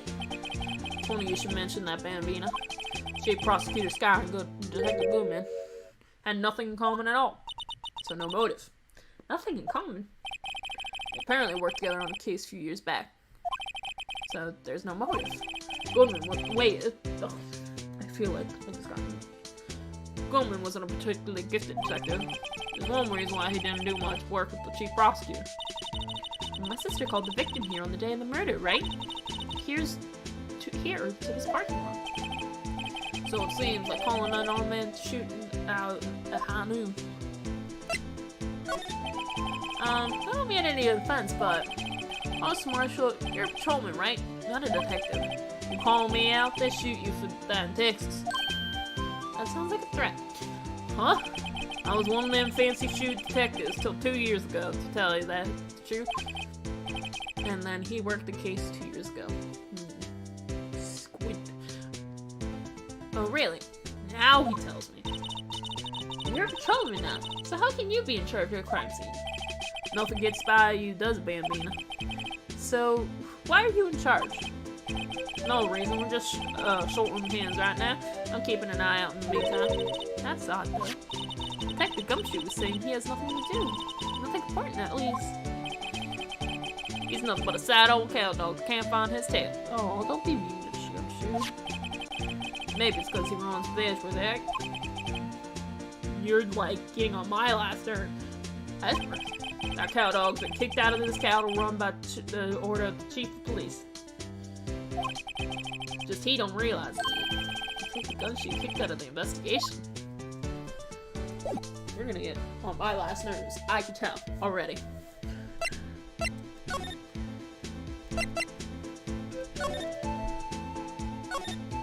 This appears to be the car where the body was found. It looks like the lock on the trunk is busted. The crime took place in the parking lot at the prosecutor's office. The body was found in the trunk of my subordinate's car. God, her voice is like Mia's, and I made hers like Maya's, and quite a luxury car. She screams, I have money to burn. Yeah, prosecutors get the big bucks. Where do I get money? This rope. Is it? Yep, it laid in the outline of the victim's body. So wait, the victim must have died when the killer closed the trunk on him. God, to be the only person I know that would come up with that conclusion. I mean, you've come up with crazier things. Let's be honest, Phoenix. Ooh. Oh god, more numbers. I can't do numbers! What's this? Looks like a note of some sort. Look, something's written on it. 6, 7, 5, 12, 2. That's right. Let's see. 6, 7, S. Oh. 12-2. There's a name printed on the paper above that. Goodman. Maybe it fell out of his pocket when it was killed. Well, so, what does it mean, Mr. Wright? How am I supposed to know? Out to South for deductive reasoning, go to Edgeworth, not right. Hey! I'm sure Edgeworth wouldn't know what that means either. You can ask him. Considering it was in his car. Victims were found in the car. And see this? It's a phone. This looks like a cell phone. Scientific analysis would suggest this belonged to the victim. I can't think of anyone else it could belong to. What's so scientific about that? Should we check it out? I don't feel nice about checking it out because I've already done the wallet thing. But I might as well check it out. Right, let's check it out. Oh, great. Oh, I'm not moving it. It's doing it on its own. Now I'm moving it. I was like, why am I going so slow? I know I'm pressing this faster.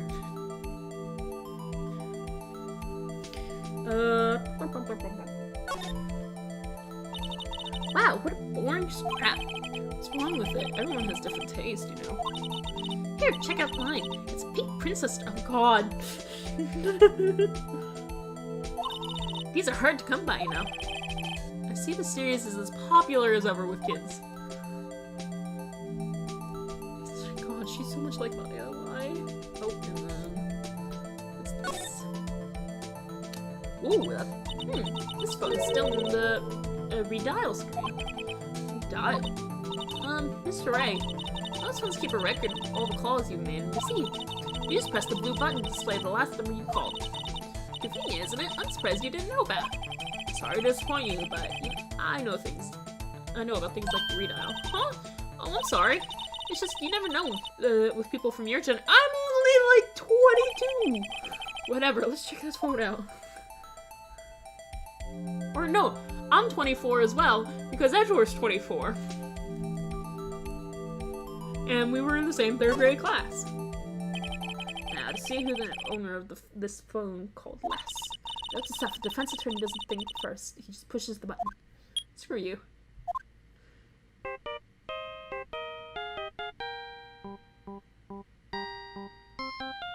Sorry, I just want to listen to music.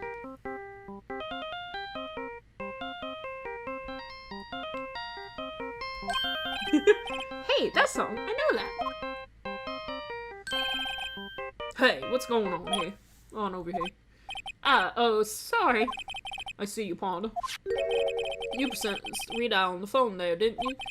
Yeah, well, yeah. Whose phone is this anyway? It was on the ground over there. Whose is it? That belongs to Chief Prosecutor Scott. What? It's my sister's! Oh, really? She apparently dropped it when she was taken into custody right after prom. Look, the last call was made right when the murder occurred. Looks like she was taking the call from Except she only spoke for a few seconds, pulling this. Who did she call? No idea. Sorry, Pawn. Now I got a question for you, partner. I heard a phone ring just now. One of those newfangled ringtones. Oh, that? Oh. I'm sorry, that was my phone. Oh, crap. What? Your phone? Yeah, it's kind of strange, but someone called me right as we picked up the other phone, the wrong number. I think we're about to be in trouble again. I hope you're not alone. They shoot you for that in Texas, Pawn. That's a threat! Uh-oh. I haven't said the wrath of the Lone Star Patrolman.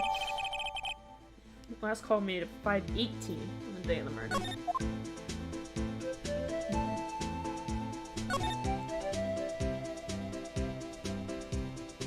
Is there anything else? B block is through there.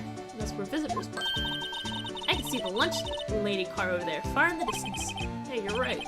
I like the cute design on the door. I can see a cartoon cow munching down on a juicy looking steak.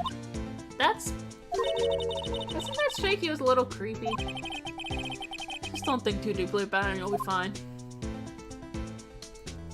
And then that's the entirety of, like, B block, and we're in A block. A block. This area is reserved for prosecutors. Defense attorneys are regulated. Excuse me. Defense attorneys are regulated B block. I dream of the day when I'll be able to park my car here. I'll go over to B block to buy my hamburgers from you, Mr. Wright. I'm planning on giving up my job that soon. Poor Wright. Everybody's so mean to him.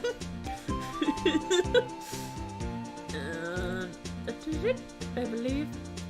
Wait, where's 2? We got 1, we got 3. Where's 2?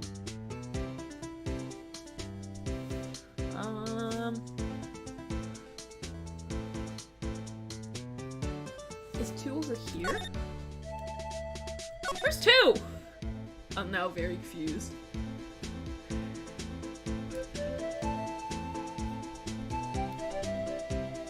I don't see it anywhere.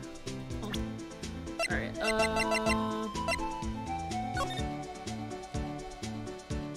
oh, and then that's the only exam thing I do with that. Name of deceased, Bruce Goodman, 36 male. Between 4 p.m. and 5:30 p.m. Oh, it's only between those hours. Loss of blood for chest wound. Wound was caused by a 4.5-inch knife. A single stab wound was found. Okay. And then we just got that. Okay. Oh, did I check this? No, I didn't. Miles is worth 712. This is the day of the crime. This is dated the day of the crime. Yo! How you doing, pal? Thank you for the subscription. Or I mean, subscription? Follow! Subscription is a completely different thing. The murder took place 3 minutes after Edgeworth parked his car. If only he was held up at a couple extra red lights, he wouldn't have been caught up in this whole affair. Perhaps. It just goes to show you'll never know what will happen when you run a yellow light. I can't speak.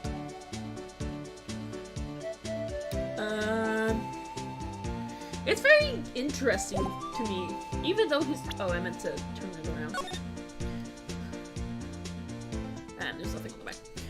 It's very interesting to me that they're actually gonna let him prosecute this case, considering his car is the scene of the murder. So yeah.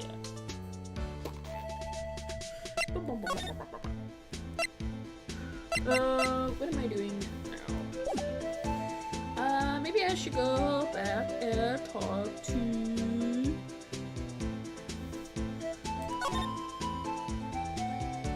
Oh, maybe I should, oh,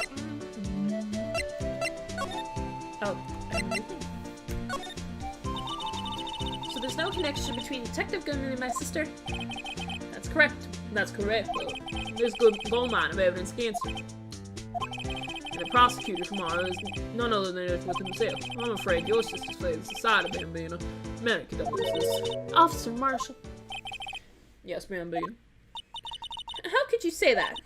You and my sister, you were... Is there something between the cop and her sister that I don't know about? I apologize, Bambino. Something must have gotten to me. Maybe it's that dry wind that's blowing through the prosecutor's office. Dry wind or ill will, someone's up to something here, but... Office atmosphere. Suspicion about Mr. Edgeworth has been flying around for nearly 2 years now. Forged evidence emerged. The test of... Oh, sugar, I held down the button. Oh. My screen is lagging. Hang on. Oh, there it goes. He was unbeatable because he did whatever it took to win. Unbeatable, that is, until he met you. But rumors just rumors, aren't they? These are prosecutors we're talking about. Evidence is everything to them. And also, if everybody's like, oh, he's unbeatable, he's forging evidence. How am I able to beat him? Ugh, I don't know. If you follow the rumors about Edgeworth to the source, you find one person. They're off limits. Untouchable, you might say. One person? Who? Hate to say this, but it's your sister, Bambino. Chief Prosecutor Lana Scott. What? My sister? Edgeworth couldn't rustle all those cattle by himself. Some people load the guns with bullets, some load them with deals. What, you're saying Edgeworth was making deals, killing trials? Where there's gunshots, there's bound to be bullets. That's what the old timers say. It's a big old secret hidden around here, so everyone knows it. Why did Detective Bullshit was taken off the case? They targeted him because he was closest to Edgeworth? So, well, how are we doing, Mr. Wright? I guess we got some clues. We have an autopsy report, a note from the victim on the cell phone. So you think we'll be okay? Well, the only thing still bothering me is that Lana is confessing to the crime. She says she did it. No problem. I can guarantee that she's not the criminal. Oh, by the way, Emma. Yes? You know that song your phone plays when it rings? What? It's the Steel Samurai theme song, isn't it? That popular TV show for kids? The phone that rang earlier wasn't mine. Oh, he covered up for her. It was yours. At 5:18, just after the place took murder, your sister called you, didn't she, Emma? I like how he knows it too. It's probably because of Maya. I'm sorry. Can you tell me what you talked about? She hung up right away. See. The last phone call was made to her sister Emma at 5:18 on the day of the murder. The detective was murdered, and the suspect is the top prosecutor in the district. I got a bad feeling about this. Like, maybe I still don't know everything that went on here. Of course we don't. We never do. Be continuing. We're about to go to trial. Woo! I'm gonna save, and then I'm gonna go to the bathroom again real quick. Because I accidentally drank a whole water bottle.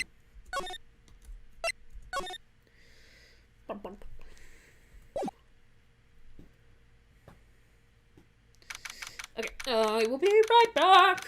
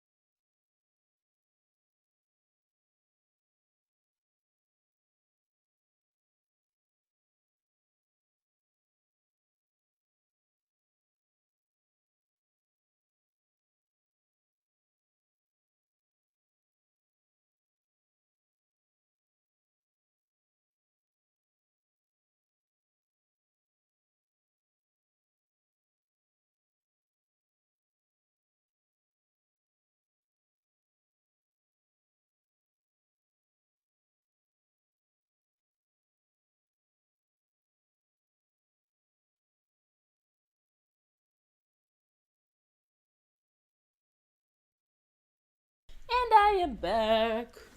Okay, so I had a few interesting thoughts while I was going to get myself a refill on my water because my throat is killing me. So this trial is going to be interesting because we have a lot of different factors. One, Gumshoe isn't on this case. So we don't have somebody that could slip us a bit of evidence, or we can trick a little bit into giving us evidence. Two, I feel like a lot of things are going to go against Edgeworth because everybody's talking about the rumors now a bit more openly. And three, we don't have Maya. So when the going gets tough, we're not going to have Mia either. So we're not going to have any Fae help on this one. And that's kind of terrifying to me because Mia has helped every single one of these cases so far. Except, did she help in the samurai one? I can't remember. No, I don't think she did. Edgeworth helped us with that one. And Edgeworth isn't going to help us with this one. That's for sure. He's got to prove himself somehow. And he's probably going to prove it that's interesting too, because everybody's like, oh, Edgeworth wants the chief prosecutor position. And if he gets her accused guilty, that makes everybody confirm it. And, oh dear God, this is such a bad situation. Oh. February 23rd, 9:34 a.m. District Court, Defendant Lobby number 2. We're back to Lobby number 2. How did the investigation go yesterday, Miss Wright? Frankly, there's still a lot of gray areas. Or rather, the whole thing is one big gray area. Don't worry about me. No matter what the outcome, I'm ready to accept my fate. I believe in you, sis. Miss Wright, let me offer you a word of advice. Yes? The defense attorney should never believe their client. Wow. The defendant is called to the trial because they are suspected of wrongdoing. Never forget that. Miss Sky, you remind me a lot of Mia. There's one decisive difference between you and her. And that is, you're not a defense attorney. I believe it's almost time for the trial. Good luck, Mr. Wright. First trial without a Fae helping me. See? No one's going to bail me out this time. See? That was my thought exactly. Because technically we're alone, and she and Scientific Girl is probably going to help us a little bit, but not as much as probably Mia would have, or Maya. I'll be alone in there, so I have to discover the truth all by myself. Hey, look, we're actually going to do it all by ourselves this time, though. And actually prove we're a good lawyer. Maybe we'll get paid this time. Let's do this, Mr. Wright. I'll be with you the whole time. The whole way. Blech. February 23rd, 10 a.m. District Court, courtroom number 9. Woo! Why are we on opposite sides? I thought we were on the other way around. Court is now in session for the trial of Miss Lorna Sky. The defense is ready, Your Honor.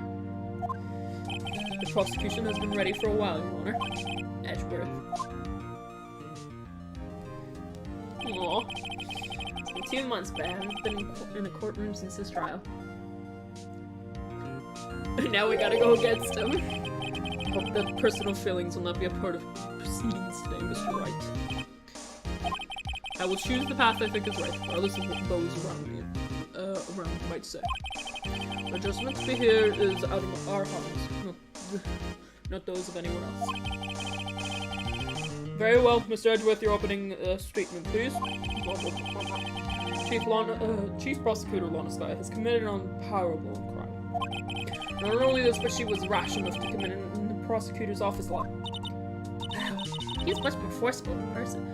Thank you for taking notes. Continue to take notes. I suddenly feel like confessing to everything. However, she will now pay for her rashness with her life. Oh, there was a witness to her crime. A professional witness. Professional. I think even Edgeworth knows what's up with her.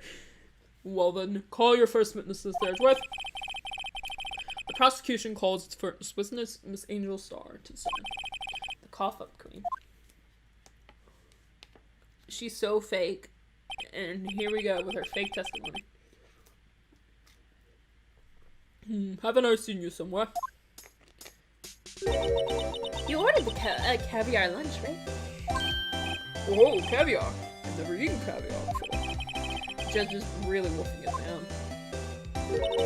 And for you, I have a fiesta bowl. Thanks? Will the witness state her name and profession? Yes, sir. Did you order the fingerprint lunch? It is too early for lunch. Your name and profession, please. You tell her, Edgeworth. Well, Your Honor, how does it taste? So this is why everyone raves about caviar. It's so tasty it hurts. I always thought caviar would taste like pickled Topical? I don't know what that is. What the heck does pickled tapioca taste like? Name, profession, now. Thank you! Me, the name is Angel Starr.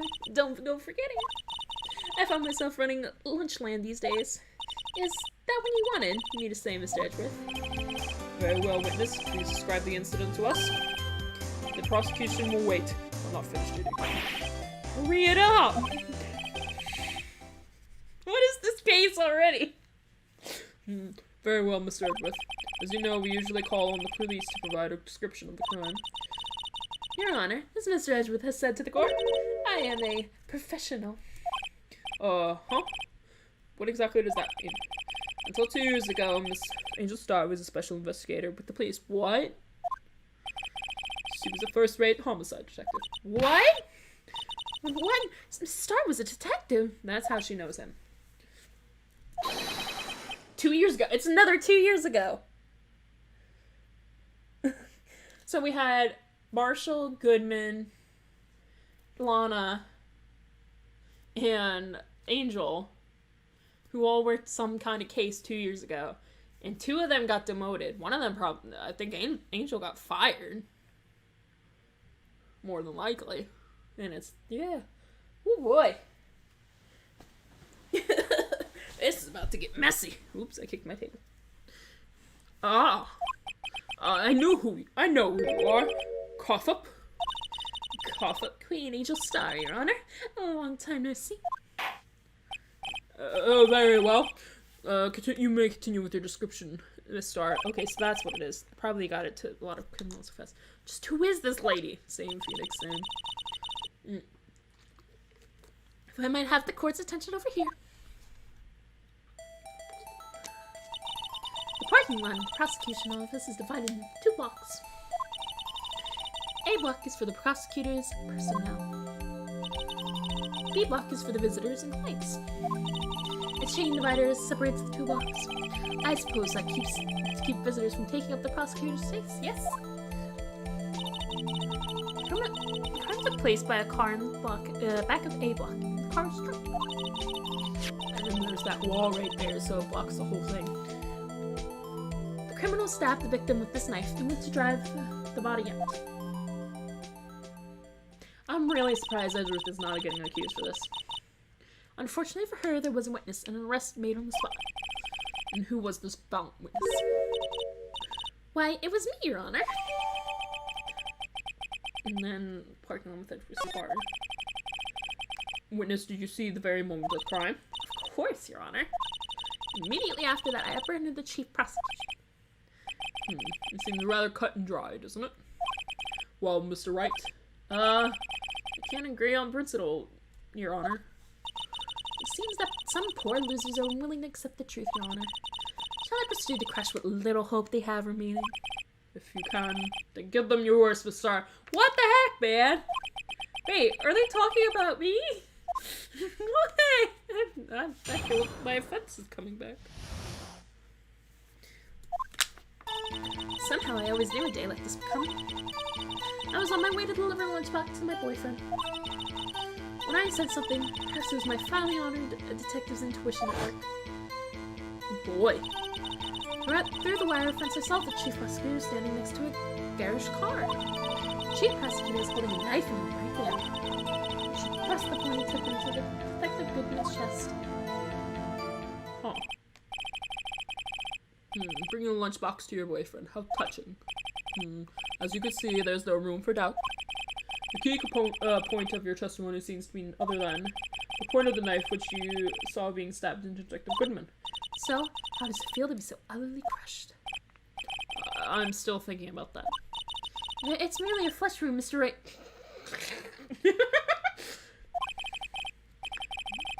Very well, Mr. Wright. You may cross-examine the witness.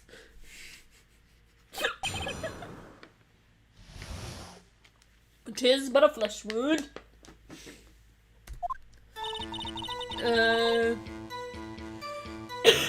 What do you mean by that?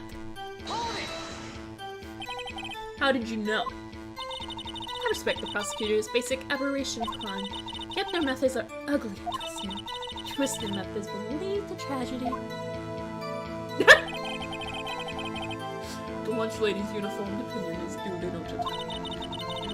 You know, they are used to erasing anything evidence that they're hidden.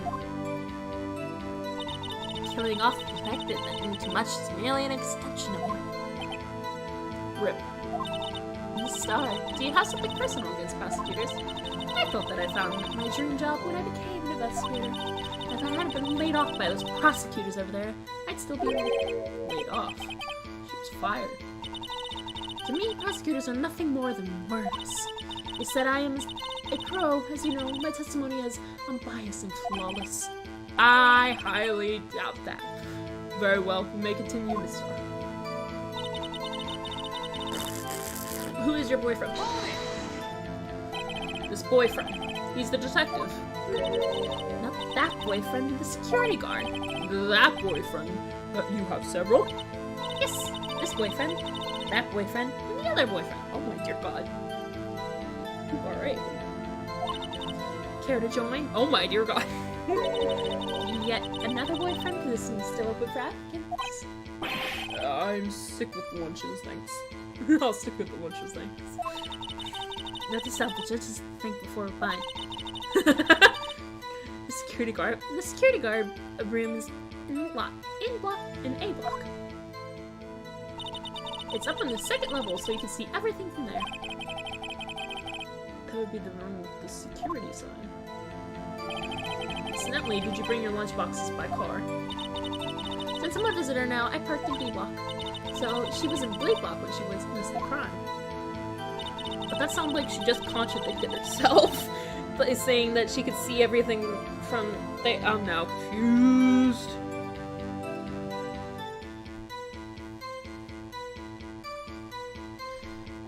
When I send something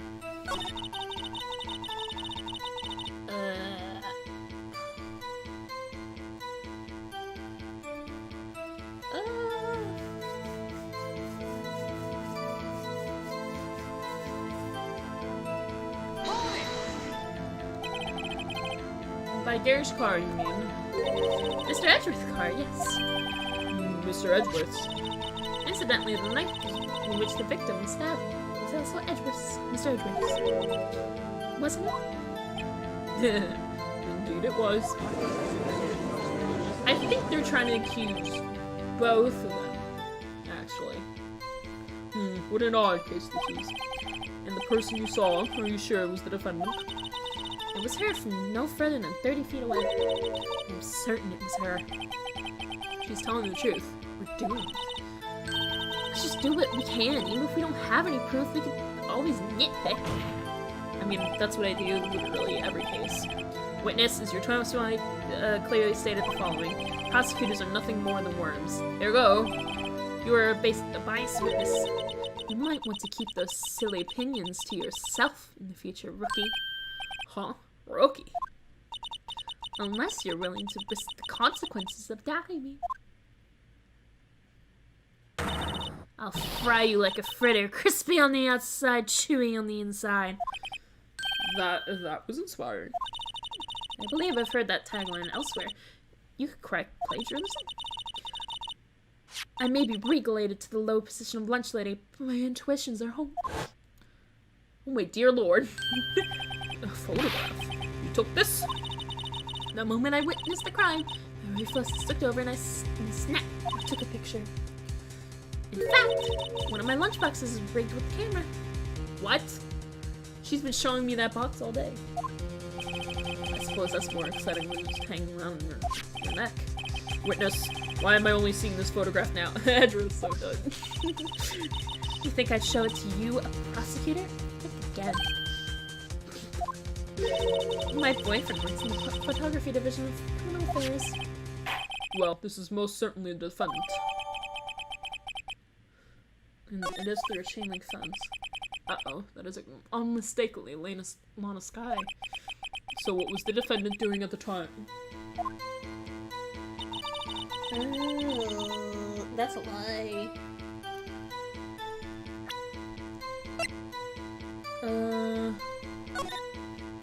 That's a lie, she's not. The moment of the crime. Yeah, that's a lie.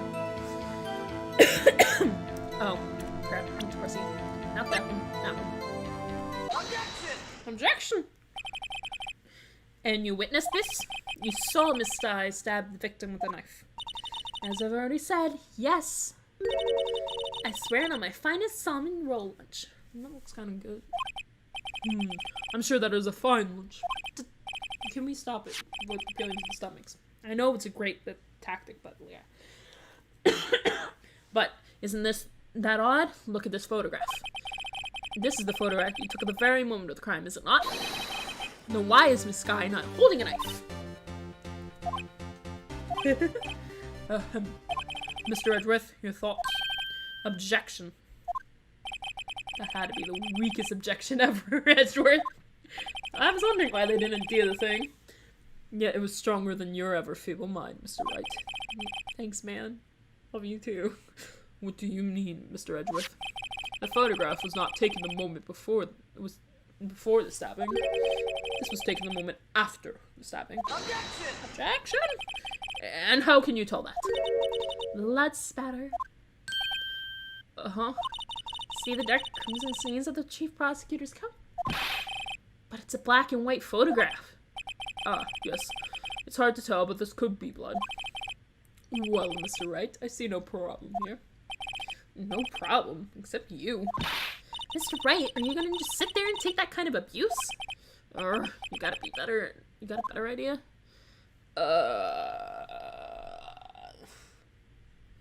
Objection. She said she took it the moment of it, though. Wait, that contradicts what the witness said in her testimony. Namely, that she took the picture the moment she witnessed the crime. Well, it seems I was slightly unclear. My apologies. That's it. If you run out of lunch, you order seconds. Problem solved. Don't like it, try ordering the jumbo-sized lunch from the get-go. Good advice. I'm not sure I understood it, but good advice. Whose side are you on? I don't have time to stop her. I didn't have time to stop her. Prosecutor Sky was cold, calculating, like a robot. She killed without pain or remorse. It was a premeditated murder. Premeditated? How do you know? Look at the chief prosecutor's hands in that photograph. Wow. Are those gloves? Crap. Surgical gloves made of thin rubber, most likely. Why would she have those on? If it was not premeditated, she would not be wearing those gloves. Crap. Crap. Those gloves do seem to tell a tale of premeditation. Premeditated murder? A serious offense. Which degree is that? I think premeditate is like a different degree. I think that's first degree. Witness, add this to your testimony. Rubber gloves, really? But there are no, are there fingerprints or are there not? No prints.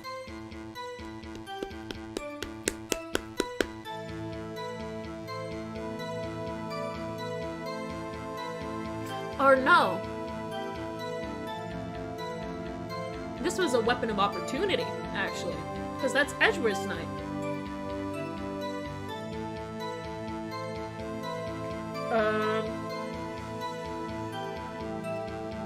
Because it's usually in Edgeworth's toolbox, traces of blood but no prints. But that's an opportunity weapon, not a weapon of premeditation. Oh, I pressed Q. Witness, do you know what this is? Are you trying to test me? I sell lunchboxes for a living, you know? That's a knife. The knife. The knife that was in Mr. Edgeworth's trunk. Indeed, it is my knife. Unless she knew it was in the trunk. Bloody murderer from the red car all along with the prosecutor there. Oh, that was me. The defendant is the chief prosecutor. Your prosecutor's back. Aw, poor Edgeworth. I want to give him a hug. The defense has a request. I feel like this should be a really private case instead of so open. We ask the witness to prove an accurate testimony. My stream seems to be lagging. Oh, there it goes. We ask the witness to provide an accurate testimony. What's that, rookie? In your testimony, you stated the Lana Sky planned this murder. Oh god, my voice broke. That was beautiful. Hang on. That's why she was wearing those special gloves. Seems like a natural conclusion to me. The gloves do indicate planning. However, why would she not also prepare the most important thing? The murder weapon. Oh. This knife just happens to be in the trunk of that car. Ladies and gentlemen, if you're going to plan a murder, you don't forget the weapon. Ah. Oh. Order, order, order. Right, now the tide is turning in our favor. Good show, Mr. Wright. My sister's as good as free. Oh no. Right. I believe the next bunch you'll be eating is humble pie. What? I hope you weren't deluding yourself into thinking that the tide has turned. Crap. Not over such a trifling detail. But this shoots a hole in the whole premeditated theory. Bah. The prosecution could care less if it was premeditated or not. The only one who seems to care is the lunch lady over there. The defendant, Lana Sky, murdered a detective with a knife. That is the only thing the prosecution need to prove. Nothing else. Very good, Mr. Prosecutor. I suppose you think you're clever now. You know as well as I do that she planned on killing him. It was planned. If it wasn't, why would she have been wearing? I believe I'd like to hear your testimony again. Witness, please tell us what you saw, not what you thought. How dare you! My powers of deduction are not to be underestimated. Really now.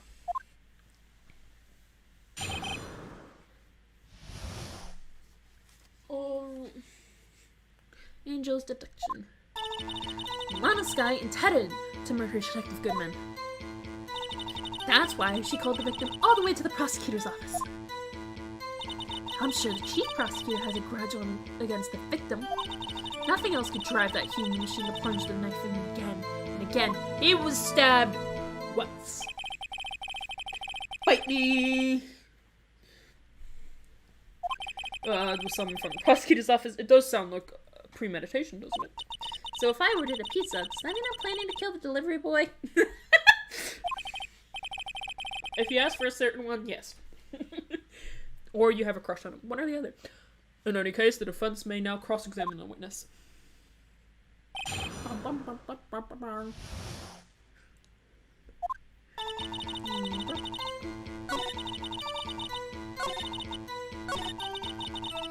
You should plunge the knife again and again.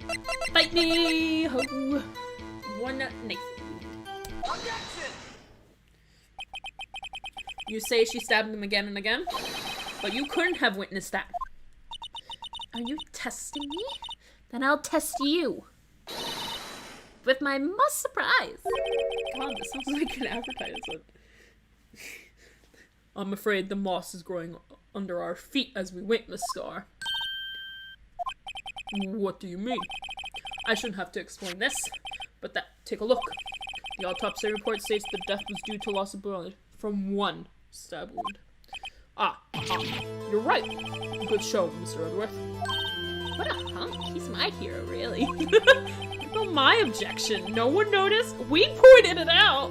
I feel offended. Because I figured it out. Well, witness. You got the crime scene set, right? Okay. Thanks. I always believed that no one could ever mistake ketchup for blood. And now I realize that such mistakes are possible. So, you're saying you mistook something for blood? When she lifted her knife, I thought I saw blood at her breast. Splattered blood from her victim. That's why I thought she must have stabbed at least twice. Then tell us what you saw that you thought was blood. Testify. Her red muffler looked like blood to me. That's how ghastly the whole scene was. What's a muffler? Hang on, I actually gotta Google that. What's a muffler?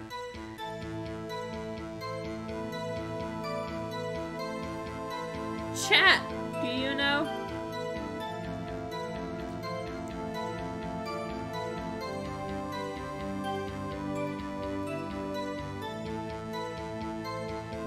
Because it sounds like a thing. I know a muffler is like a thing on a car, but I don't know what a clothing muffler is.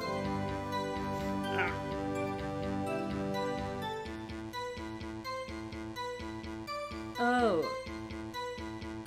It's a kind of scarf? It looks like a kind of scarf.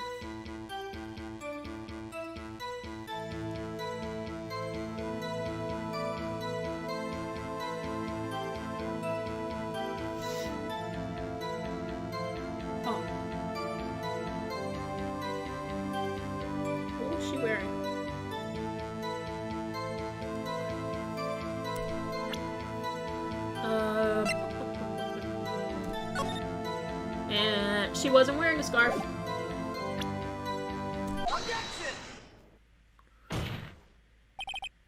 Miss Starr, I demand an explanation. Oh, dear God. The witness is clearly not suited for detective work. You're stealing my thunder now? What? The suspect was not wearing the scarf or a muffler of any kind when she stabbed the victim. He's stealing my thunder! What the heck, man? And you proved it yourself with this photograph. Huh? But that can't be! Only a professional lady would be so utterly clueless. Congratulations, perhaps we finally found your true calling in life. Harsh words, but good. In the end, Mr. Edgeworth prevails. What's my objection? Chopped liver? He's literally stealing my thunder. Edgeworth, man. I know you don't like me for some reason, even though I saved your life. But like, mate.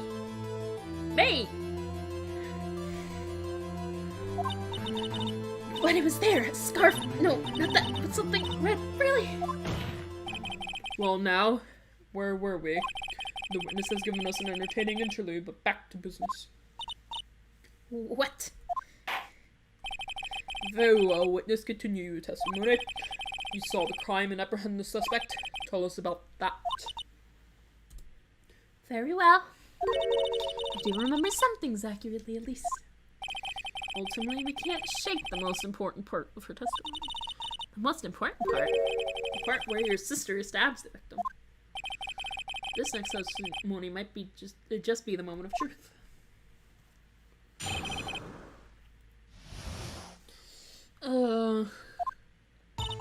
After the murder, the suspect attempted to run behind a partisan off to her side. I quickly caught her, explained her rights to her, and arrested her on the spot. Ah yes, when I arrested her, she mentioned the muffler. That's what had confused me in my earlier testimony. The chief prosecutor made to escape, but against Angel Star, it's so futile.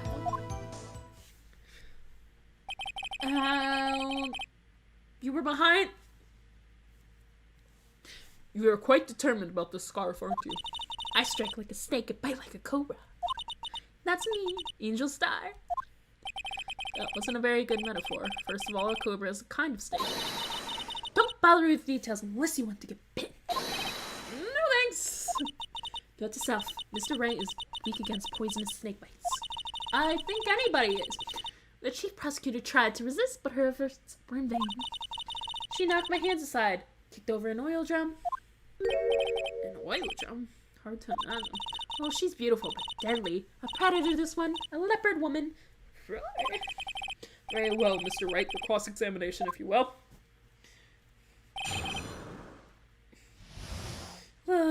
Apprehending the suspect. After the murder, the suspect attempted... But here's the fun thing. You were 30 feet away and behind a chain-link fence.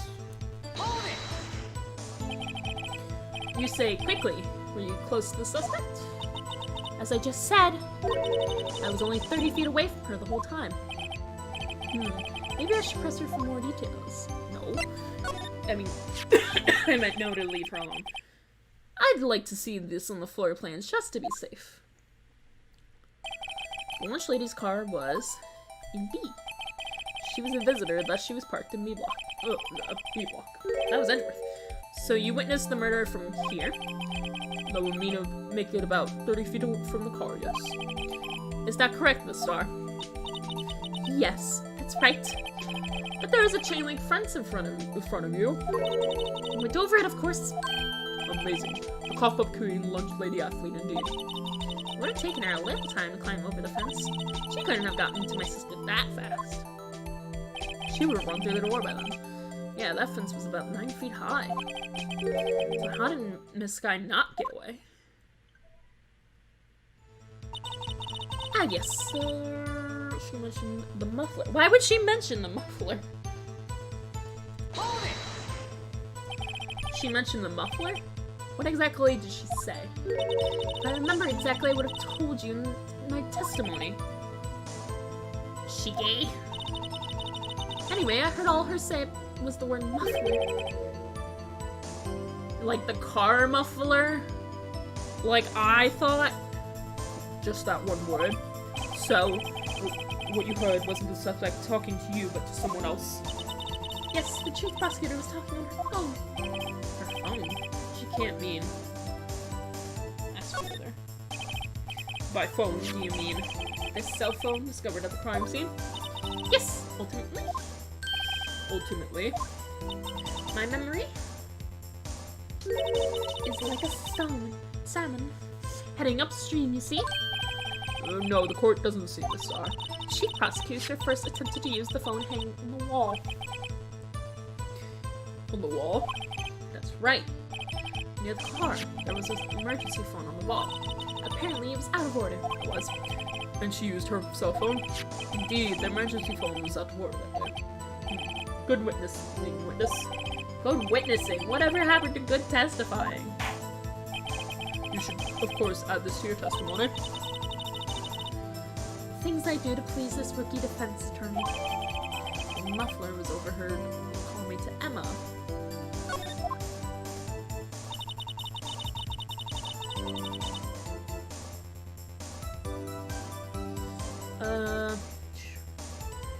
She tried the phone on the wall, but had to use her foot cell instead.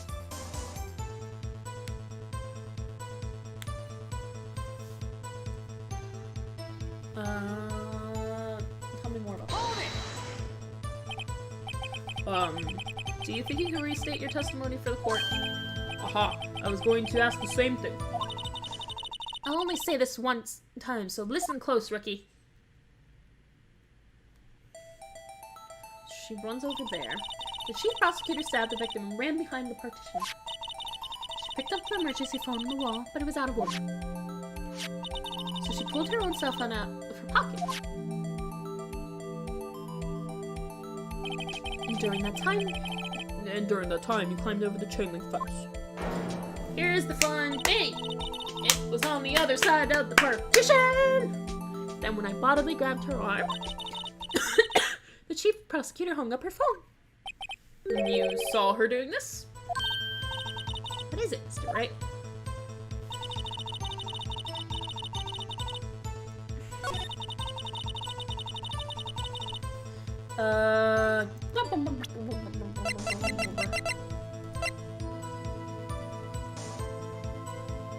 Objection!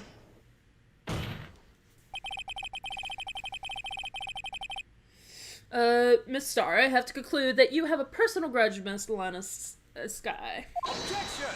What? Stop stealing my thunder!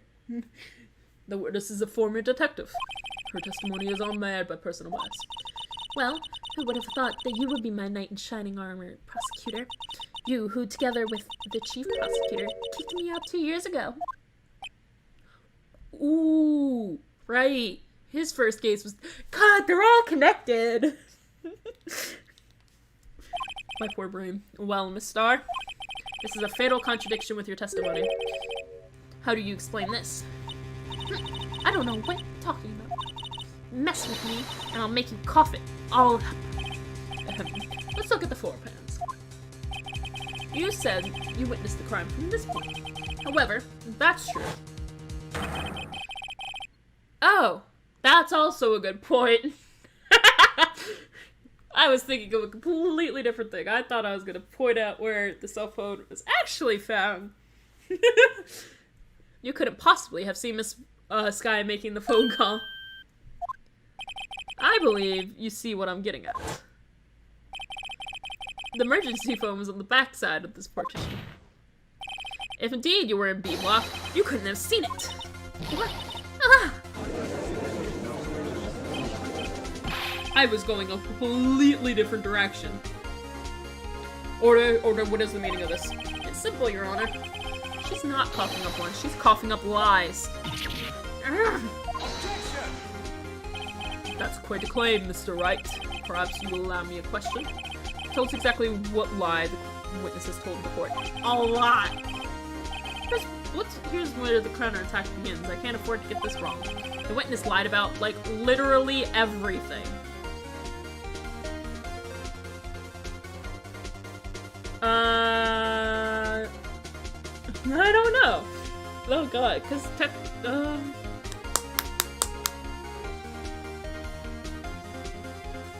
Because, yeah, she says she saw her use it. She could have used the phone.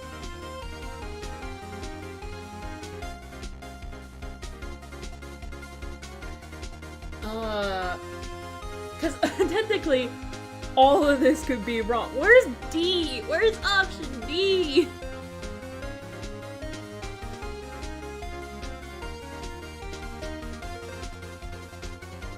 That was weird. My thing tried to tell me my stream is over, and it's most certainly not. So the only way she would have been able to see it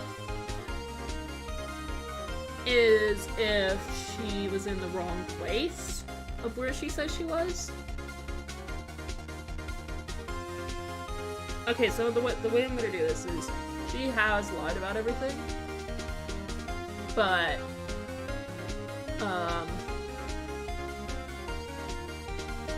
she is telling the truth about the phone, so she had to actually see that part. So what if she wasn't on the right side? What if she wasn't by the chain link fence? And she was saying that she was bringing her boyfriend lunch at the time. So where she saw it? Because it could have simply been that that Lana was making a phone call to report the crime, but the phone is up. So that could be like the one thing she's not lying about. This guy tried to use the emergency phone, but it was out of order. What is significant about this fact? Nothing. Therefore, it would be pointless from the start to lie about it. Oh. Pointless to lies. But say the witness did actually see this guy using the emergency phone. It would mean Miss Star witnessed the crime from a different location. A different location? Now that's a pointless lie if I ever heard one. Before you call my lie pointless, at least let me tell you. Let me ask a question to clever wordsmith Mr. Wright. Just where was the witness when she saw the crime? All the testimony we've heard up till now points in one direction. The place where Miss Sky witnessed this crime was here. So what I'm thinking is she was never on the other side because she was like, oh, I'm bringing my boyfriend lunch and all that crap, and so I'm kind of just like, and since they're like, oh, it's a pointless fact, why lie about it? She was probably in the security room. I always thought she was in the security room. I thought that's what we always said. So, yeah. Take that! This is the only place where she could have been. The security guard room. Indeed, the security room is underground, in the underground parking lot is well positioned. It's built on the second floor, so you see the entire lot. She would have been able to see the emergency phone there. But why there? There are so many other places she could have seen the phone. Not in this case, Your Honor. The witness, not being part of the prosecution office, couldn't park anywhere. The only place where she could have seen the crime and the back of the partition is here. And that's true, too. I remember in your testimony you said you brought a lunch to your boyfriend in the security guard room, yes? Why would you do it after the murder? Well, Miss Starr, how many years have I been getting the better of men? I think that the tables could be turned. Today a man has gotten the better of Angel Star. Order, witness. What have you done? You used to be a detective. You should know better. I'm not turning back. The guilty will be punished. I'll do what I must to make sure justice prevails. The guilty. She's talking about Miss Sky. Miss Wright, doesn't this strike you as odd? Why did Miss Star lie? It doesn't make sense. Huh? She could have just said she saw the crime from the security guard station. It wouldn't change anything. Exactly. This photograph tells us all. It was the defendant who stabbed the victim. Who took the photo? Wait, now I just confused myself, because who took the photo?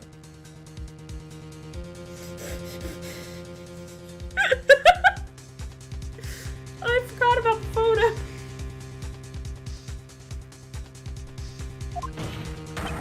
The truth still stands. Objection! It still stands? I disagree, Mr. Edgeworth. What? If a witness is found to be lying, they're guilty at pre-jury. She knows this. She wouldn't risk that without a good reason.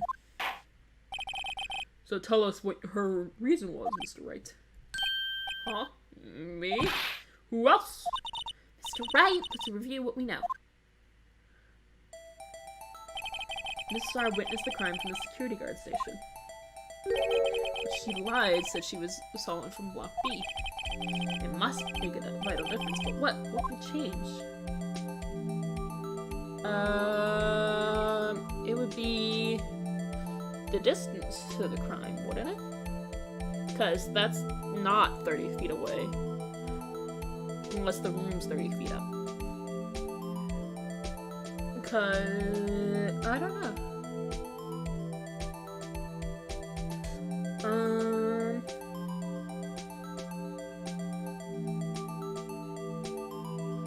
Or, well...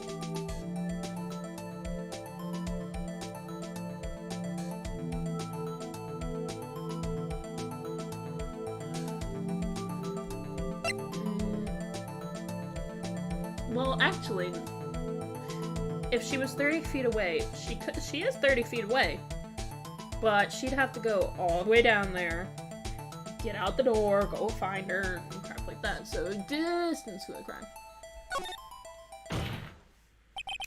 It changes the distance between her and the scene of the crime. Objection! My condolences, Miss Wright, but when we look at the floor plans, then it's quite clear. The distance between the scene of the crime and the guard station is 30 feet. Oh, I was thinking about the partition. I don't see how that would change what she could do. Objection!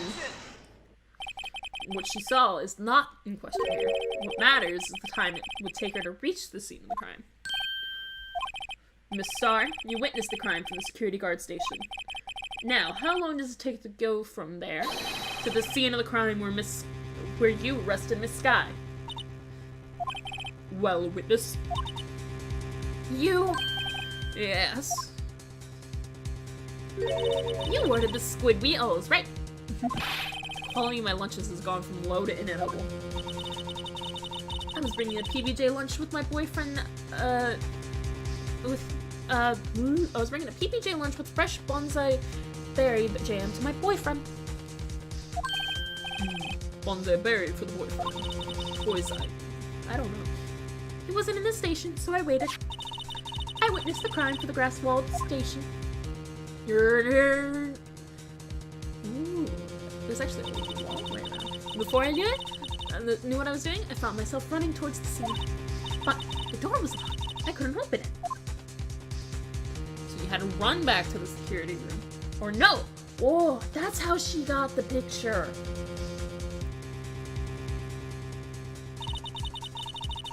That's why I had to go through the visitors parking lot in Block B. In B Block. That's quite a detour. It probably took me at least 5 minutes to get to the scene of the crime. 5 minutes? This changes considerably. But it was that woman over there in the defendant's chair who stabbed him. I know it. I have the photographic evidence. I swear it. I swear it on my finest plastic spork. Why a spork? You have a point, and the spork is a wonderful invention. What?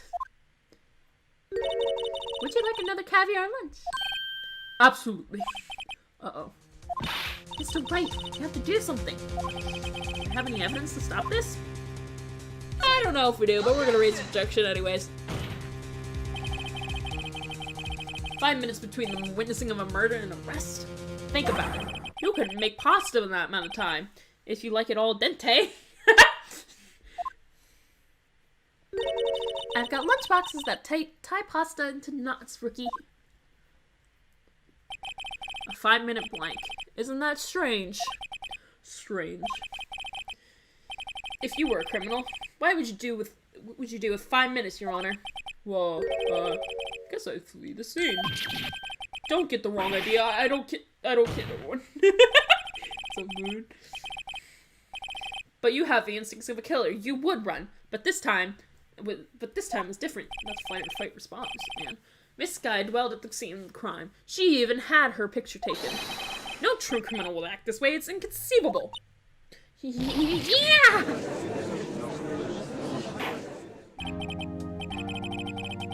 Oh god, I gotta go to the bathroom again. God, I shouldn't have drank all that water.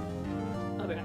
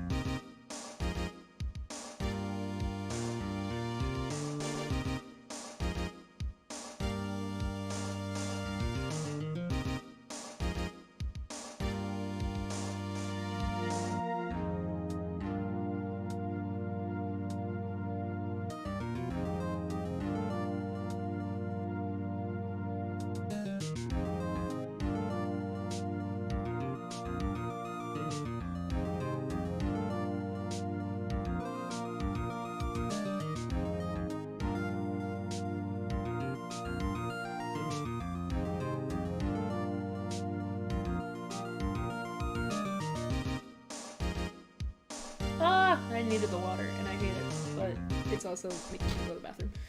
How long have we been streaming? Oh god. 2 hours and 38 minutes. Nice. This is the longest one yet. Okay. Hopefully this trial ends soon. Considering by this statement. Considering by the statement, hopefully it will be. Well then, it seems we've come to the end of the testimony. Witness has a grudge against the defendant. And a blank in her testimony. Mr. Edgeworth, is the next witness ready to go? Unfortunately, I appear to have overestimated this witness on account of her professional history. We did it! We screwed up. We screwed that can shut, Mr. Wright. That was too close. Actually, it wasn't that bad compared to some of our other cases. I'm afraid that the Coffee Queen has been dethroned.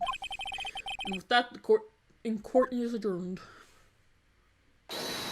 Ah, dang it. Mr. Edgeworth, you ordered the squid wheels, right? That's the one she tried to force off of me. I prefer to take the defense team's, not to take the defense team's leftovers. Anything else to say? I might be able to save you. I have decisive evidence. What was that? Is this another one of her trick lunch boxes? My apologies, but we have no further questions to ask of you, Mr. Starr. Ah. Is this your jumbo lunchbox? Ooh, a triple decker. God! Oh, my stream's lagging.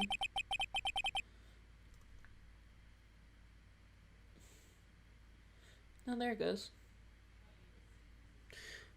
Out of deference to the witness determination, I'll allow one more testimony. Let's hear about this decisive evidence. Like the lunchline motto says, you won't be disappointed. She's going to pull out of her lunchbox this time. Decisive evidence. Okay, what are you going to tell me this time? Oh. I should have mentioned those 5 minutes when I wasn't at the crime scene. And now, to the matter of the victim's shoe. Did I not bring this up? 2 types of blood were found on the shoe. One of the course was the victim's, and the other blood type matched that of the defendant, Miss Lana Sky. This shoe proves it's flawless decisive evidence. Is this going to be the moment where Edgeworth is so pissed at her? What? There was a blood found on that shoe. Try Lunchland for all your lunch and decisive evidence needs. Objection! Witness, what's the meaning of this? Why is this the first time I've heard of this evidence? Poor Edgeworth. He ain't getting any sympathy in this case. Simple. As I've already said, I don't trust you with this evidence, Mr. Edgeworth. That's why I took the liberty of investigating this myself. And you have blood tests performed. Didn't I mention? I have 3 boyfriends in forensics. In, Man, she's such a hussy. in any case, Your Honor, I don't accept this as evidence. What? You must know that the 2 rules of evidence. One, no evidence shall be shown without the approval of the police department. In other words, the shoe is illegal evidence, at least for the time being. Is that right, Mr. Wright? It seems so. Edgeworth sure is celebrating. Not so fast, Mr. Edgeworth. Don't forget, I used to be a detective. As I mentioned previously, this shoe has already been tested by members of the forensics department, and as you can see, it was approved by the police department as of today. Even the general public can produce official evidence, Mr. Edgeworth. You're so pissed. Is that right, Mr. Wright? It seems so. Edgeworth is looking pretty solid. You could at least study some evidence law, really. Screw you. The prosecution complaints notwithstanding. What's the second rule? It appears that the evidence satisfies the first rule of evidence law. However, it seems you have yet another count against you, witness.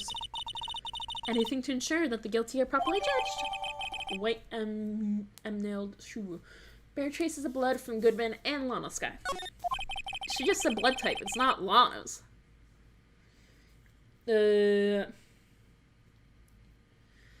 Very well, Mr. Wright. You may cross-examine the witness.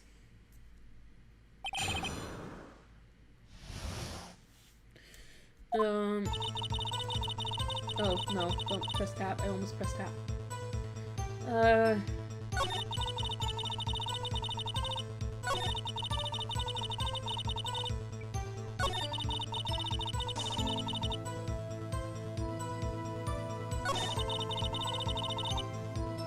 Well, it's not flawless, because that can't... You don't know if that's hers. It's just...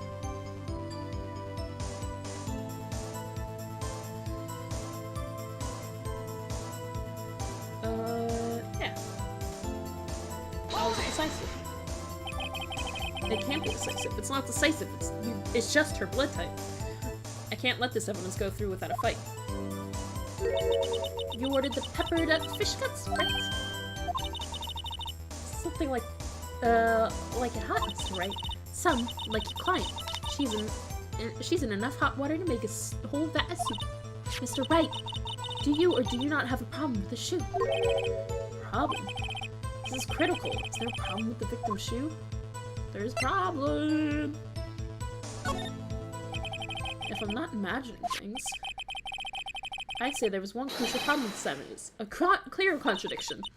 That gleam in your eyes. You're still young, rookie. I'd give you a peppered fish gut now.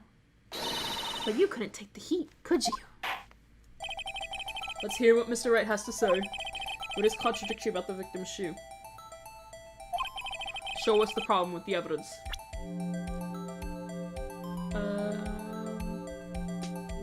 Oh! There's more blood. Wait. Okay, if it was on her shoe. My throat's hurting and I really need that water, you know, to make me go. If it's on the bottom of her shoe, why isn't there any blood tracks?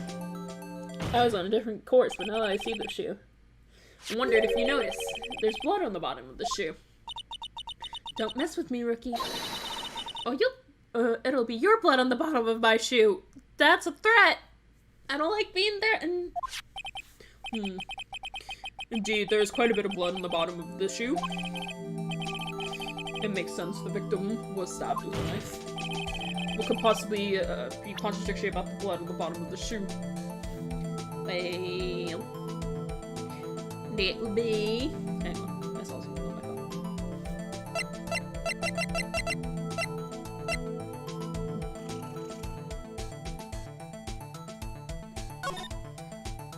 Also, she's not wearing those shoes. They're black. And also there's no footprints around. Like I said. Take that! The problem lies in the footprint. The footprints. Note the bottom of the victim's shoe is covered in blood. Then, isn't it strange? Why aren't any bloody footprints found by the scene of the crime? Aha! As you can see, there were no traces of any such footprint in the scene of the crime. This contradicts your claim about the shoe. The picture only shows part of the floor, so there could have been but a piece. Then where are they, Mr. Edric? Because we checked the scene and found nothing of the sort.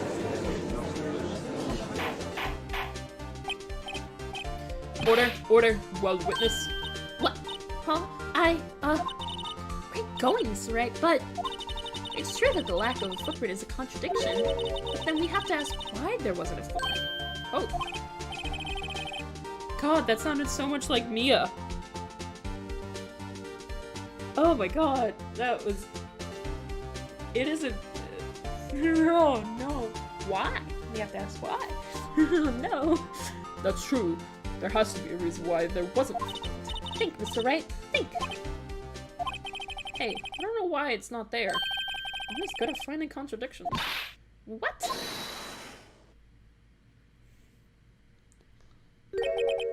I see. Now I get it. Get what? Our witness is more devious than I give her credit for. We were hoodwinked to the very end. She slipped. There is one vital hint to the truth in her testimony. What are you talking about? Think back to when she told us about apprehending the suspect. The chief prosecutor tried to resist, but her efforts were in vain. She knocked my hands aside, kicked over an oil drum. Ah, crap. Oh, she's beautiful but deadly. A predator, this one. A lucky woman before. I thought that was a strange thing for the normally cool-headed chief to do. Okay. Now, witness, allow me to ask a very simple question. The oil drum, was it empty? Oh, that? Sure, I like your attitude, Mr. Edward. So apparently you're not the slowest conveyor belt in the lunchbox factory. Witness, well, was the oil drum empty? The oil drum kicked over by this chief prosecutor was brimming with water. Water? What does that mean? Still don't get it, Mr. Wright. Do you want to know the reason she knocked it over? The real reason. Aha! You don't mean... Yes, the suspect knocked over the oil drum for one reason and one reason alone. To erase the bloodstains that would become evidence against her.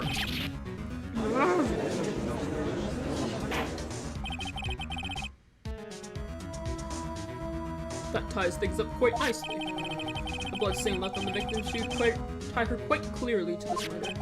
Then, after the deed was done, she knocked over the oil drum to erase the telltale signs. Why, that's a prosecutor especially, is erasing evidence. That reminds me, this guy's right hand was hurt.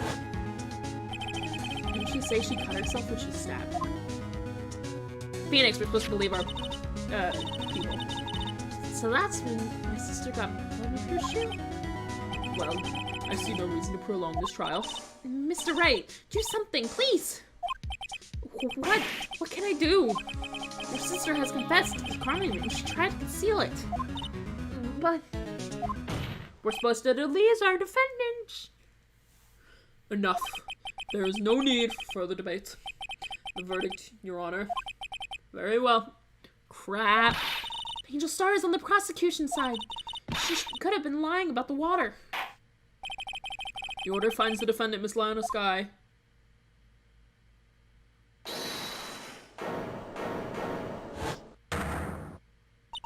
Little girl, what did you just say? Oh, she shouted it. Huh, me? Did you say that I, Angel Star, was on the prosecution side? Oh, she said it. Well, yeah, you are. You're saying my sister hid evidence by erasing the bloody footprints. Well, I thought you had your fill, but you are demanding a second helping. After another lunchbox, almost called evidence. Oh, wait, witness, don't tell me you have something else.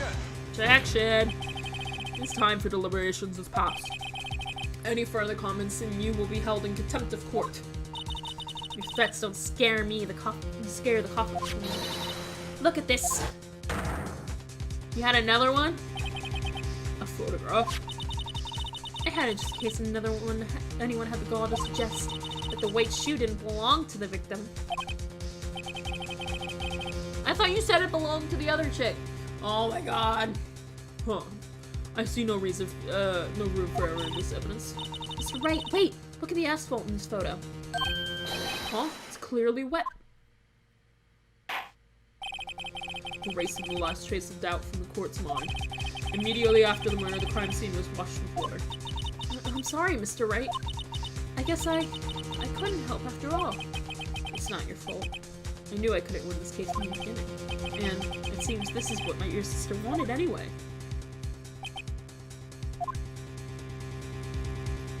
I'm sorry, Mia. Oh. Ooh. Where are you coming from?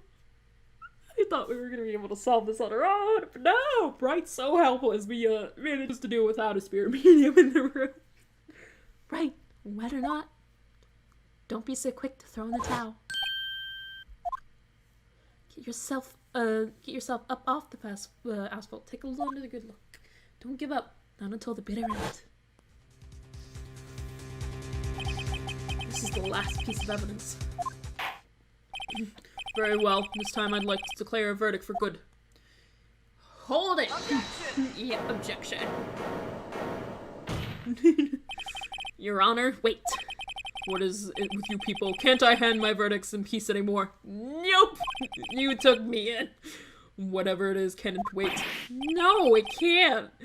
Then it will be too late. Look at this photograph, the last one submitted. This trial isn't over until we give each piece of evidence proper consideration. So, right. Are you saying there's a problem with the latest piece of evidence? Yeah, I'll think later. Yeah, there's a problem. Right or wrong, I've got to go ahead with this. I suppose, since we're come this far, we should give every claim a fair shake. Very well, Mr. Wright. Show the court the problem in this photograph. So she wasn't...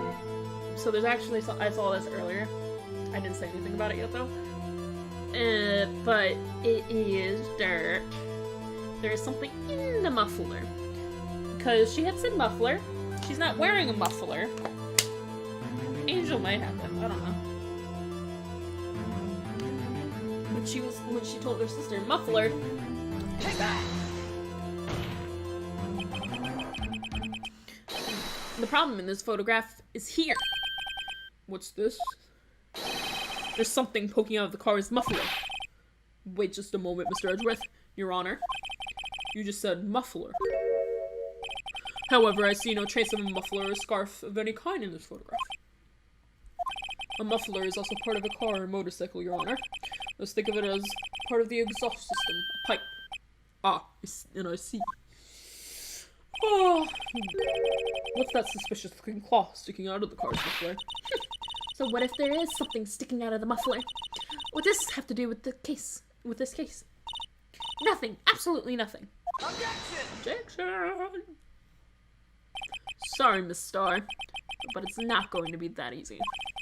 In fact, you've already told us why this is important to the case. You said as much in your testimony. What? Let us hear what Mr. Wright has on his mind. Tell us what you think this piece of cloth in the muffler is related to this case. Nothing. Take that! Miss Starr, recall your testimony for the court. Ah, yes. When I arrested her, she mentioned the muffler. That's what had me confused in my earlier testimony. Muffler! Could it be that the muffler you heard mentioned is actually this exhaust pipe? If so, that means this piece of cloth is vital evidence. Ah! Rip. I got you now. I got you now. Well, it seems we have to suspend the proceedings. Suspend? I find myself wondering about that piece of cloth. If we leave any question unanswered here, we do have a disservice to the law.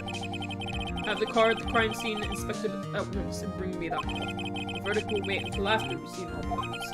Agreed? Edward, I suppose so. Whew. That was close. But we made it. At least for now. The court will adjourn for a 30-minute recess. It's lunchtime after all. Still hungry? To be continued. Oh, so we only get a 30-minute recess. It's not going to be like the next day like it usually is. That's interesting.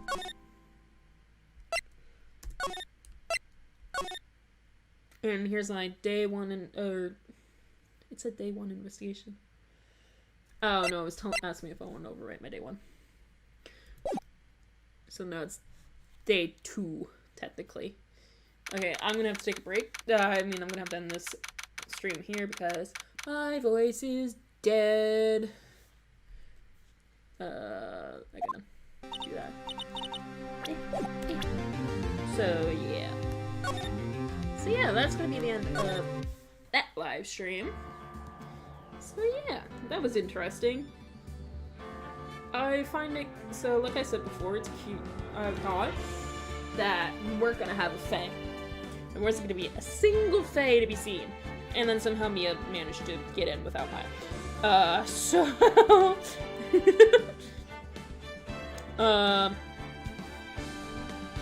And that wound up saving us once more. We're about to get a guilty verdict, and that's just great. So, but yeah, this is all interesting, and it's even more interesting because they're drawing the parallels between Mia and Maya, and Lana and what was her name? Emma. That was her name. So yeah, that's all very interesting. I forget how old Maya is. How old's Maya? Someone in the comments is gonna have to tell me in my YouTube video when I post this on YouTube. So yeah, if you missed any part of this stream, you can go back on my Twitch, or you can go onto my YouTube channel.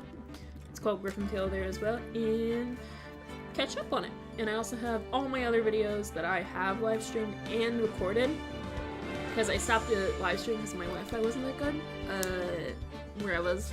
And yeah, so there's like a few episodes recorded there, maybe 2 that I actually recorded and uploaded to YouTube. So there's a playlist there for you to see, and I hope everybody has a good day and stays healthy and happy.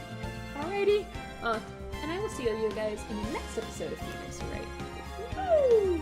Alrighty, have a good day.